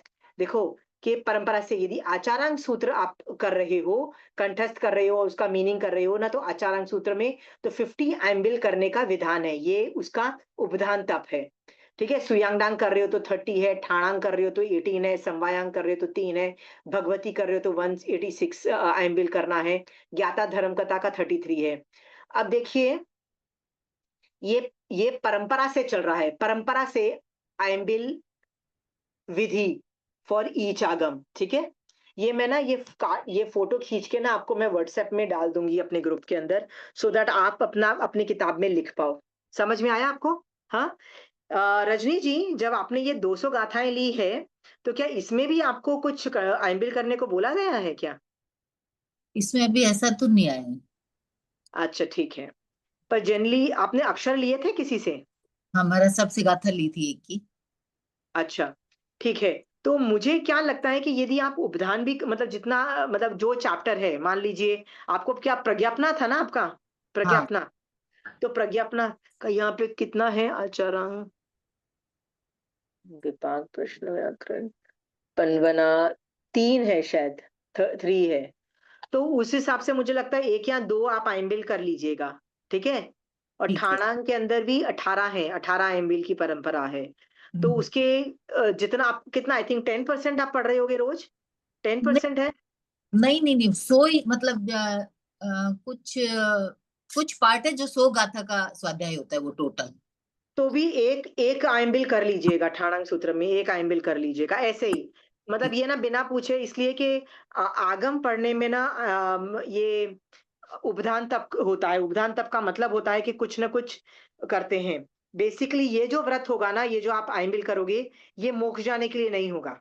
अच्छा ठीक है। ये आगम पढ़ने के लिए होगा, अच्छा ठीक है। तो ठीक है। आगम में 32 आगम के अंदर आता है कि कुछ भी आप तपस्या करोगे वो मोक्ष के लिए ही होती है, ये बात आपको पता है। पर जी। जब उपधान करते हो ना, तो वो मोक्ष के लिए नहीं होती है, वो ये आगम पढ़ने के लिए होती है। वो एक विधि हो जाती है, विधि मतलब एक तरह का हो जाता है, ठीक है। ठीक है। ठीक है। तो आप बोलोगे फिर तो ये गलत हो गया, नहीं, आगम पढ़ के भी तो आप मोक्ष ही जा रहे हो ना एक तरीके से। सो बिल्कुल। इनडायरेक्ट वो हो गया था, पर वो जो आइम्बिल होगा ना, वो मोक्ष के लिए डायरेक्टली नहीं होगा, वो ये वो इसका होगा। ये एक बार देख लीजिएगा, ठीक है। तो अश्विनी जी, जैसे आगम पढ़ते हैं उसके लिए भी होता है एमबिल, हिंदी अर्थ पढ़ते हैं? नहीं, हिंदी का नहीं होता, ये अर्धमागधी का होता है। ठीक है, ठीक। जैसे मेरे जैसे लोग तो पूरा कट मतलब पहले ज़माने में ना जैसे नंदी सूत्र में बोला जाता था कि पहले ज़माने में कैसे पढ़ाया जाता था, तो पहले ना कंठस्थ कराई जाती थी अर्धमागधी की भाषाएँ, ठीक है? उसके ठीक। साथ आप ये उपधान तप करते थे। तो कंठस्थ हो गया आपको, अब हम्म, कंठस्थ के बाद गुरु आपको उसका उच्चारण शुद्धि भी करेगा और फिर जाके आपको उसका मीनिंग बताएगा, ठीक है? ठीक। पहले के ज़माने में। तो उपधान तब कब कर लेगा जब वो सूत्र पहले कंठस्थ कराएगा। तो आजकल मैं क्या करती हूँ, मैं तो बायपास करती हूँ, फर्स्ट स्टेप को निकाल दिया, मतलब कंठस्थ तो किया नहीं मैंने, राइट? हम्म, क्योंकि मेरे पास तो रेडीमेड आगम्स हैं, मैं हाँ। तो डायरेक्टली हिंदी पढ़ती हूँ, तो मैं हम्म, वो गायब कर देती हूँ। तो जनरली वो कंठस्थ अर्धमागधी के लिए होता है। अच्छा, ठीक है। इसलिए तो मैं बोल रही हूँ आप अर्धमागधी कर रही हो ना, तो मैं ये नहीं कह रही हूँ कि महाराज साहब को बोलो कि मैं कर रही हूँ तो मुझे वो चाहिए। ये जो लिखा हुआ है ना तो आप कर लो, बोल देना ये उपधान तप है, सिस्टम ही है ना, ठीक ठीक है? है। हाँ हाँ, बिल्कुल। ठीक है। क्यों ये आइम्बिल का क्यों कॉम्बिनेशन है स्वाध्याय के साथ, मतलब आगम पढ़ने का? उसका ये है कि जब हम बहुत भरपेट खाना खाते हैं ना, मतलब मैं ढूस-ढूस के खाती हूँ ना, तो मुझे नींद ज़्यादा आती है। प्रमाद बढ़ता है और मतलब एजुकेशन में वो हेल्प नहीं करता है, राइट? तो जो स्टूडेंट है ना, उसको रूखा मतलब आइम्बिल वाला खाना खाता है ना जब वो, तो उसको प्रमाद कम होता है उसका, मतलब उसको अच्छे से नींद भी नहीं आती और रूखा-सूखा खाने में, मतलब जस्ट इमेजिन करो आपने आइम्बिल का खाना खाया है, ना पेट भी ढंग से नहीं भर पाओगे और यदि टेस्टी खाना होगा तो पेट क्या डबल खाना खा लोगे रजनी जी आप, ठीक है? सो आप है ना आइम्बिल के खाने में ना वैसे ही गंदा, मतलब कितना खा लोगे? गंदा खाना होता है यार बिना नमक का, कितना नहीं, पेट ही नहीं भर पाओगे आप। सो नहीं आपका पेट कम भरा रहेगा ना, तो आप अच्छे से स्वाध्याय कर पाओगे, आपकी नींद भी नहीं आएगी, ठीक है? इसीलिए आगम के अंदर हमेशा आइम्बिल एंड स्वाध्याय बहुत अच्छा कॉम्बिनेशन है, बहुत अच्छा कॉम्बिनेशन है, ठीक है? ठीक। बहुश्रुत का स्वरूप और महात्म। जैसे शंख में रखा हुआ दूध दोनों प्रकार से अपनी श्वेतता और मधुरता आदि गुणों से शोभा पाता है, दूध शंख में रहकर विकृत नहीं होता किंतु विशेष उज्जवल दिखाई देता है। इसी प्रकार बहुश्रुत भिक्षु में धर्म, कीर्ति तथा श्रुत शोभा पाते हैं, अर्थात ये गुण स्वयं शोभित है और बहुश्रुत में रहे हुए ये गुण विकार प्राप्त नहीं करते किंतु उत्तरोत्तर विशेष निर्मल होते जाते हैं। संघ की वाओ! उपमा दी गई। आपको ये बात समझ में आ गया कि भगवान क्या बोल रहे हैं कि आप में यदि ये गुण आ जाएँगे ना, तो कभी ये वाले गुण बहुश्रुत को हेल्प करेंगे और बहुश्रुत होने होने से ये गुण आपको हेल्प करेंगे। तो ये दोनों गुण एक-दूसरे को हेल्प करते-करते आप बहुत आगे निकल जाओगे, ऐसा बोला जा रहा है। तो जैसे शंख की उपमा दी जा रही है, आगे और उपमाएँ दी जा रही है। पढ़िए। आकीर्ण अश्व की उपमा। जिस प्रकार कंबोज देश के घोड़ों में शीलादि गुणों से युक्त घोड़ा प्रधान होता है तथा वेग में तेज चाल में श्रेष्ठ होता है, इसी प्रकार बहुश्रुत साधु सभी साधुओं में शुद्ध शील आदि गुणों से श्रेष्ठ होने से प्रधान होते हैं। ओके, तो कंबोज देश जो घोड़ा। साधु में भी जो बहुश्रुत साधु है ना, वो उसमें ज़्यादा मतलब ज़्यादा शाइन करता है, ठीक है? बहुश्रुत सिर्फ साधु बनना है नॉट इनफ, बहुश्रुत साधु बनना है। सूरवीर की उपमा। जिस प्रकार आकेन जाति के उत्तर घोड़ों पर सवार हुआ दृढ़ पराक्रम वाला वीर योद्धा दोनों ओर दाहिनी और बाहिनी ओर अथवा आगे और पीछे वाद्य ध्वनि से अथवा आशीर्वचन एवं जयनाद से शोभा पाता है, उसी प्रकार बहुश्रुत भी दिन रात स्वाध्याय ध्वनि एवं स्वपर पक्ष की जयनाद से सुशोभित होता है। ओके, जो बहुश्रुत होता है ना, मतलब बोला जा रहा है दिन रात स्वाध्याय ध्वनि एवं स्व पर पक्ष का जयनाद, मतलब अपना धर्म का और दूसरे के धर्म का खंडन, अपने धर्म का जयनाद करके शोभा पाता है, बहुत ग्रेट बन जाता है। सोचो बहुश्रुत कितना आगे निकल जाता है। ओके, आगे। हाथी की उपमा। जिस प्रकार हथेलियों से गिरा हुआ 60 वर्ष की अवस्था का बलवान हाथी दूसरे हाथियों से पराभूत नहीं हो सकता, इसी प्रकार परिपक्व बुद्धि वाला बहुश्रुत मुनि किसी से भी पराभूत नहीं होता, अर्थात हथेलियों की भांति औत्पातिक आदि बुद्धि एवं विविध विद्याओं से युक्त तथा वयोवृद्ध होने से स्थिर बुद्धि वाले बहुश्रुत भी ज्ञान की अपेक्षा महाबलशाली होते हैं, विपक्षी उन्हें शास्त्रार्थ में पराभूत नहीं कर सकते। यानी कोई हरा नहीं सकता ऐसे आदमी को, क्यों नहीं हरा सकता है? उसको सब कुछ आता है। यहाँ पे उत्पातिक आदि बुद्धि भी बोल दिया, यानी उनमें 4 तरह की बुद्धि भी उत्पन्न हो जाएंगी। क्यों उत्पन्न हो जाएगी? 4 बुद्धि किसके अंतर्गत आती है बताइए? मति शुद्ध के अंतर्गत आती है ना। सो यदि मैंने शुद्ध को बढ़ा दिया, मति शुद्ध को बढ़ा दिया, तो मेरे में उत्पातिक 4 बुद्धि भी आ जाएंगी, तो मुझे कोई हरा ही नहीं पाएगा। I am invincible, right? आपको लगता है कि यदि कोई ये बोले कि भैया आप तो बड़े आगे निकल जाओगे, कोई आपको हरा नहीं पाए, आपको बहुत शुद्ध बनना है, इतना आर्ग्यूमेंटेशन पावर कैपेबिलिटीज होनी चाहिए। समझ में आया? कंचन आंटी से कहीं भी सवाल पूछो, कहीं से भी, वो जवाब देने की कैपेसिटी रखती है। टेढ़े मेरे, ऐसे नहीं टेक्निकल, मैं तो बिना टेक्निकल के, मैं तो एप्लीकेशन बेस्ड ही पूछती हूँ। उनको खट से पता होता है। जब मैंने उनको श्रावक पने का बोला, मैंने कहा आंटी आगम तो ये बोल रहा है श्रावक पने के बारे में कि हमारा संसार मार्ग पहले आता है। तो कंचन आंटी बोलती है हाँ। मैंने कहा आंटी वो युद्ध कर रहा है, मर्डर कर रहा है आंटी, वो झूठ बोल रहा है, 17 पाप कर रहा है आंटी, ये तो ऐसे बोल रहा है, आगम तो ऐसे बोल रहा है, समझ ही नहीं आ रहा कहाँ। आई थिंक मैं गलत समझ रही हूँ, राइट? आंटी मुझे ठीक, मेरे को ठीक करो।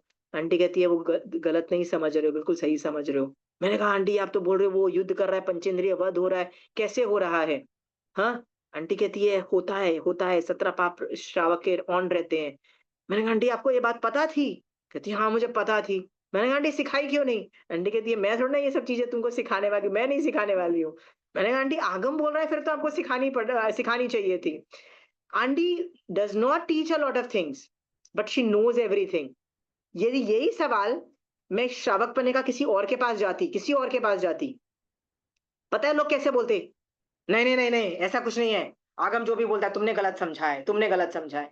Nobody would have accepted that. ये तो मेरी टीचर कंचन आंटी थी, इसीलिए मैं बच गई कि आंटी ने बोला हाँ आशिमा जो तुम बोल रहे हो सही है। किसी भी और श्रावक के पास में चली जाती, राइट? कोई इतना ईमानदारी से नहीं बोलता है कि हाँ जो तुम बोल समझने की कोशिश कर रही हो गलत नहीं है। समझ में आया? और शायद मुझे 6 महीने 1 साल और माथा खपाई लगते कि पता नहीं भगवान बोलना क्या चाह रहे हैं और यहाँ पे क्या लिखा है समझ नहीं आ रहा है। समझ में आया? हाँ। Only because Kanchan aunty has that capacity. वो पढ़ाएंगी नहीं, वो हमेशा मोक्ष मार्ग में ही धक्का देगी, राइट? और एक मैं हूं जो बोलती हूँ आंटी कौन कर सकता है आंटी मोक्ष मार्ग 24/7, उतारो ना नीचे, थोड़ा सा लो लेवल पे भी रहने दो। बट आंटी हमेशा मोक्ष मार्ग को पुश करेगी, ठीक है? आंटी का लेवल एक्सपेक्टेशंस बहुत हाई है, ठीक है?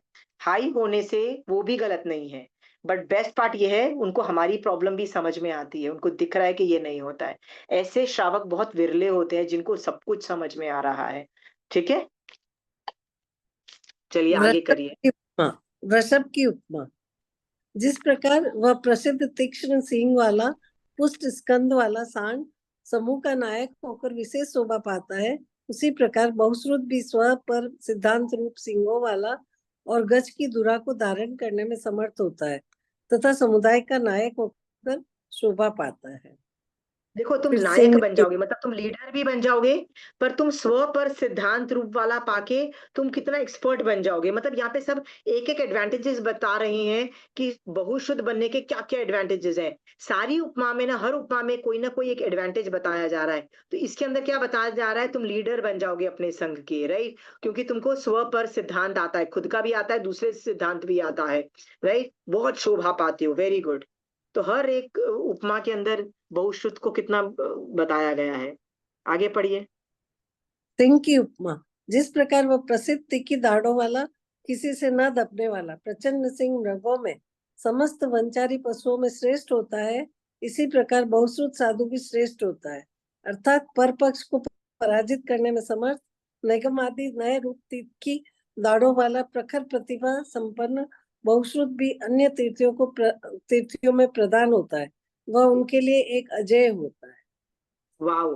शेर के साथ कंपेयर करके क्या बोला गया है कि श्रेष्ठ होता है। जंगल में सिंह श्रेष्ठ होता है, पराजित नहीं कर सकता क्योंकि उसको अनेकांतवाद पे एक्सपर्ट है। देखो नैगमादि नए बोला ना, उसमें भी एक्सपर्ट है, वो उसकी दाढ़ाएं हैं, मतलब उससे सामने वालों को उठा के पटक देता है, बाजा बजा देता है, और अन्य तीर्थियों का भी बाजा बजा देता है, इसलिए वो अजय है। अजय मतलब वो उससे कोई नहीं जीत सकता, वो ही हमेशा जीतेगा। वासुदेव की उपमा।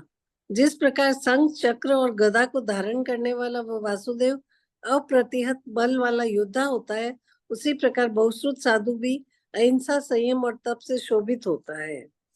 ओके, वासुदेव कोई छोटा आदमी नहीं है, ठीक है। उससे कंपेयर करके क्या बोल दिया कि अहिंसा, संयम और तप से सुशोभित होता है। किस तरह? जैसे वासुदेव कभी भी हारता नहीं है और बेस्ट योद्धा होता है, वासुदेव से कंपेयर कर लिया। अब उससे को चक्रवर्ती से भी कंपेयर कर रहे हैं। वाह। चक्रवर्ती, जिस प्रकार चक्रवर्ती चारों दिशाओं में भरत क्षेत्र के अंत तक राज्य करने वाला अथवा हाथी, घोड़े, रथ और पैदल रूप चतुरंगिनी सेना से शत्रुओं का नाश करने वाला महारिद्धिशाली तथा 14 रत्नों का स्वामी होता है, उसी प्रकार बहुश्रुत होता है। अर्थात चक्रवर्ती के समान बहुश्रुत की कीर्ति चारों दिशाओं में अंत तक व्याप्त होती है। वह भी दान, शील, तप और भावना रूप धर्म से कर्म शत्रुओं का नाश करने वाला होता है। अमर्ष, औषधि आदि अनेक रिद्धियों से संपन्न और 14 पूर्वों के ज्ञान का स्वामी होता है। वाओ, चक्रवर्ती के साथ भी उसको कंपेयर कर दिया, उसमें भी यही बताया कि उसकी कीर्ति कहाँ तक जाती है, वो कहाँ तक पावरफुल होता है, ये सब बताया गया है। Very nice. अब है ना, ये वाली और भी उपमाएं हैं तो हम लोग अगली क्लास में करेंगे, बट अभी तक आपको होमवर्क दे रही हूँ। आपको होमवर्क में क्या करना है? उपमाएं बताई गई है। उपमा का मतलब होता है, उपमाओं का मतलब होता है एक चीज को दूसरी चीज से कंपेयर करना, ठीक है। तो यदि मैं वासुदेव से कंपेयर कर रही हूँ, कभी हाथी से कर रही हूँ, कभी शेर से कर रही हूँ बहुश्रुत की उपमा, तो आपको ना या तो एक ड्राइंग बनाओ, इसी किताब में भी ड्राइंग बना सकते हो, ठीक है। और सोचो इंडिया में कितने ऐसे बहुश्रुत शेर हैं, कितने ऐसे चक्रवर्ती हैं, कितने ऐसे वासुदेव हैं, कितने ऐसे वृषभ हैं, कितने ऐसे यू नो उपमाओं के नाम ले लेके सोचो। और सोचो कि मेरे आचार्य भगवंत, मेरे उपाध्याय भगवंत, मेरे साधु भगवंतों में से कुछ कुछ ऐसे हैं जो इस लेवल के हैं, उनका विनय करो, ठीक है। उपमाओं से विनय करना है आपको। तो रजनी जी कैसे विनय करोगे? जैसे आपने बोला ना कि आपके उपाध्याय भगवंत जो है वो बहुश्रुत हैं, ठीक है। क्योंकि वो उपाध्याय, मैंने बताया उपाध्याय की डिग्री तो उसी पद पे मिलती है। आपको क्या करना है? इन सारी उपमाओं से उनको कंपेयर करना है। देखो चक्रवर्ती है, धर्म चक्रवर्ती, राइट, वासुदेव भी है, हाथी भी है, तो शेर है तो क्यों है, कैसे वो शेर बन के कैसे वो जीत जाते हैं पर अन्य तीर्थी को कैसे हरा देते हैं, ठीक है।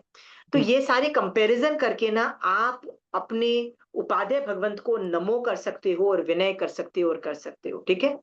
ठीक है। जैसे आप अपने अपने उपाध्याय का किया, वैसे आप इंडिया में सोचो कितने लोग हैं, ठीक है।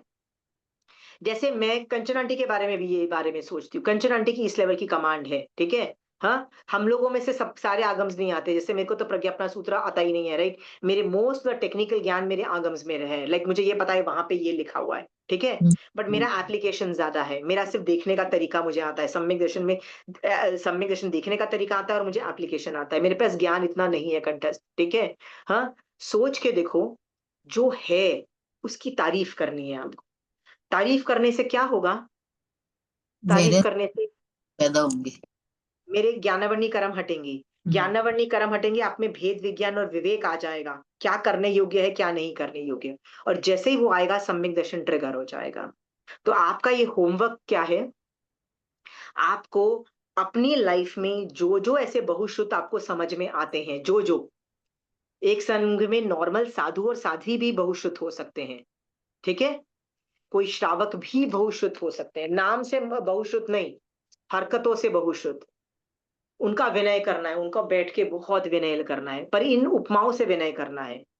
जैसे मैं कंचन आंटी के लिए सोचती हूँ कि कंचन आंटी शेर है, पर कंचन आंटी अन्य तीर्थियों को हराती है ऐसा बोला, पर मैं सोचती हूँ वो मेरे ऊपर भी मिथ्यात्व के कर्म अपने अपने नाखूनों से, मतलब शेर है, शेर के तो गंदे नाखून होते हैं ना, शेर का क्या काम होता है? नोच खाना। तो आंटी अपने नाखूनों से मेरे ऊपर रहे हुए अज्ञान को नोच नोच के बाहर फेंक देती है, मेरे ऊपर रहे हुए। समझ में आया? मैं उपमा में जो उपमा दी गई हो वो जरूरी नहीं वही उपमा से करो, उपमा को आप चेंजेस भी कर सकते हो। उपमा में ना ग्रेट आदमी, जैसे वासुदेव ग्रेट आदमी है तो वो ग्रेट से कंपेयर किया गया है, ठीक है। सो मैं कंचन आंटी के बारे में शेर सोच सकती हूँ कि आंटी शेर है। समझ में आया? शेर की उपमा का मतलब क्या है? आंटी को मैं बहुश्रुत रूपी शेर समझू। समझ में आया? फिर हाथी समझू, आंटी को मैं हाथी समझू। हाथी कैसा होता है? रॉयल होता है, ग्रेट होता है, ये सब होता है। आंटी को इतना ज्ञान है, आंटी को जरूरत नहीं, कहीं भी कुछ भी पूछो। आंटी का हाथी का ब्रेन भी बड़ा होता है ना, राइट? ब्रेन बड़ा होने से क्या होता है, उसको मेरी तरह आगम नहीं चाहिए होते हैं। उसको सवाल पूछो, आंटी कोट कर देगी, हाँ वहां पे वो आगम में ये लिखा है, वो आंटी खुद वॉकिंग टॉकिंग एनसाइक्लोपीडिया है, ठीक है। हाँ, तो ऐसा सोच के भी आप कुछ भी, आप मेटाफर खुद बना सकते हो, खुद एडजेक्टिव्स यूज कर सकते हो, ठीक है, खुद यूज कर सकते हो। जब आपको ये करोगे ना, आपका बहुत विनय जनरेट होगा। मैं यदि कंचन आंटी के लिए कर रही हूँ, आप भी कंचन आंटी को पता नहीं जानते हो कि नहीं जानते हो, पर नहीं जानते हो तो वो विनय नहीं जनरेट कर पाओगे, ठीक है। नहीं जानती हाँ, हूँ, नहीं कुछ क्लास आप जानते हो पर्सनली, पर मैं ये बोल रही हूँ, ये आप आंटी को जानते हो इसलिए कर पाओगे। कुछ क्लासेस की है उनकी, तो मुझे उनकी आवाज ही बहुत अच्छी लगती है, मतलब जिस तरह से वो समझाती है ना। हाँ, बहुत ही ग्रेट है, पर मैंने बताया ना, उनकी सीरियसली ग्रेटनेस मैं बता नहीं सकती हूँ। सो जो भी एक आदमी को पकड़ो, कोई श्रावक को पढ़ो, कोई साधु को भी पकड़ लो, एक आदमी को लो और उनको मेटाफर से उनका विनय करो, राइट? आप एक आचार्य का भी कर सकते हो। जैसे ज्ञानगज के आचार्य के आगे एक नाम होता है पंडित श्रुतधर, ठीक है। उनको पंडित श्रुतधर का मतलब क्या होता है, वही बहुश्रुत को श्रुतधर बोलते हैं, ठीक है। सो मैं यदि इसी एडजेक्टिव से ये सारे मेटाफर से उनको, उनकी तारीफ करूं कि वो हाथी जैसे हैं, ठीक है, हाँ वो चक्रवर्ती जैसे हैं, 6 खंड में उनकी कीर्ति है, 6 खंड में, मतलब वो जो करते हैं ना, सही करते हैं, परफेक्ट करते हैं, राइट? कैसे मेरे ऊपर चिपके हुए 8 कर्मों को हटा रहे हैं मेरे ऊपर, राइट?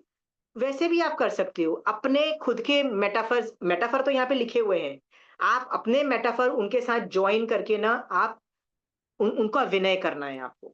फिर देखना आपका कितना विनय जनरेट होता है, कितनी रसायन आती है, रसायन से कितनी निर्जरा होके, क्या पता मिथ्यात्व की निर्जरा भी हो जाए, सम्यक दर्शन प्रकट हो जाए, क्योंकि ये चैप्टर ये कर रहा है, आप करोगे, ठीक है। रजनी जी, आपको मैं 15 15 मिनट ये मेटाफर से अपने बहुश्रुतों के बारे में सोचने का पचकान दिला रही हूँ, ठीक है, आप कर पाओगे, ठीक है।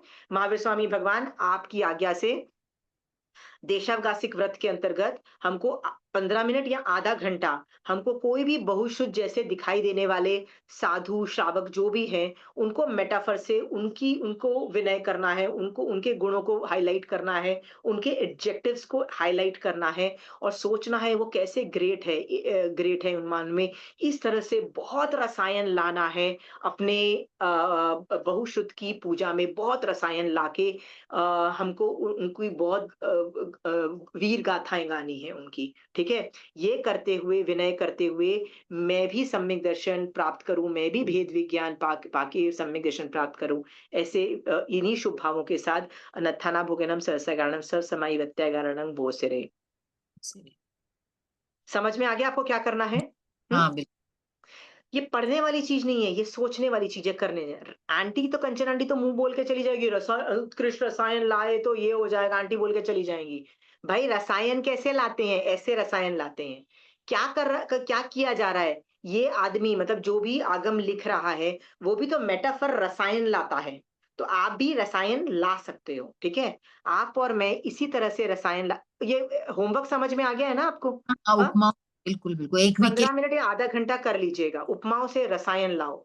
मैंने लिए। आपको नाम बता दिया, कंचन आंटी भी है, आचार्य भगवंत भी हो सकते हैं, उपाध्याय भगवंत भी हो सकते हैं, साधु भगवंत भी हो सकते हैं, कोई भी हो सकता है। मान लो किसी ने कुछ भी नहीं किया है, राइट? तो क्या कर सकते हो, रैंडम कोई सोचो कि ऐसे बहुश्रुत लोग एग्जिस्ट करते हैं। मैं नहीं जानती तो क्या करती हूँ। देखो जो भी एग्जिस्ट करते हो, सबकी आंखें नाक मुंह सब जैसे आपके और मेरी तरह ही है, ठीक है। जो भी है, मेरा विनय उनको जाता है, इस तरह से आप आगे बढ़ जाओ, ठीक है। मान लो कोई ठीक है। कंचन आंटी को नहीं जानता, मान लो कोई कोई संघ कोई जानता ही नहीं है, साधुओं को जानता ही नहीं है, वो भी कर सकता है ये वाला एक्टिविटी, ठीक है। हाँ, एक हफ्ते के लिए लिया अभी मैंने पचकान।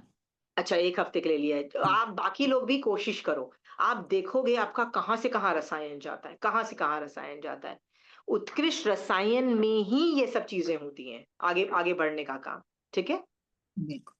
ठीक है, आप और मैं इसी तरह से रसायन लाते रहे बहुश्रुत के प्रति, नवकार मंत्र के 5 पद के प्रति, और तो हम जरूर सम्यक दर्शन प्राप्त करके जल्दी से जल्दी मोक्ष में जाएंगे, इसी शुभ भाव के साथ।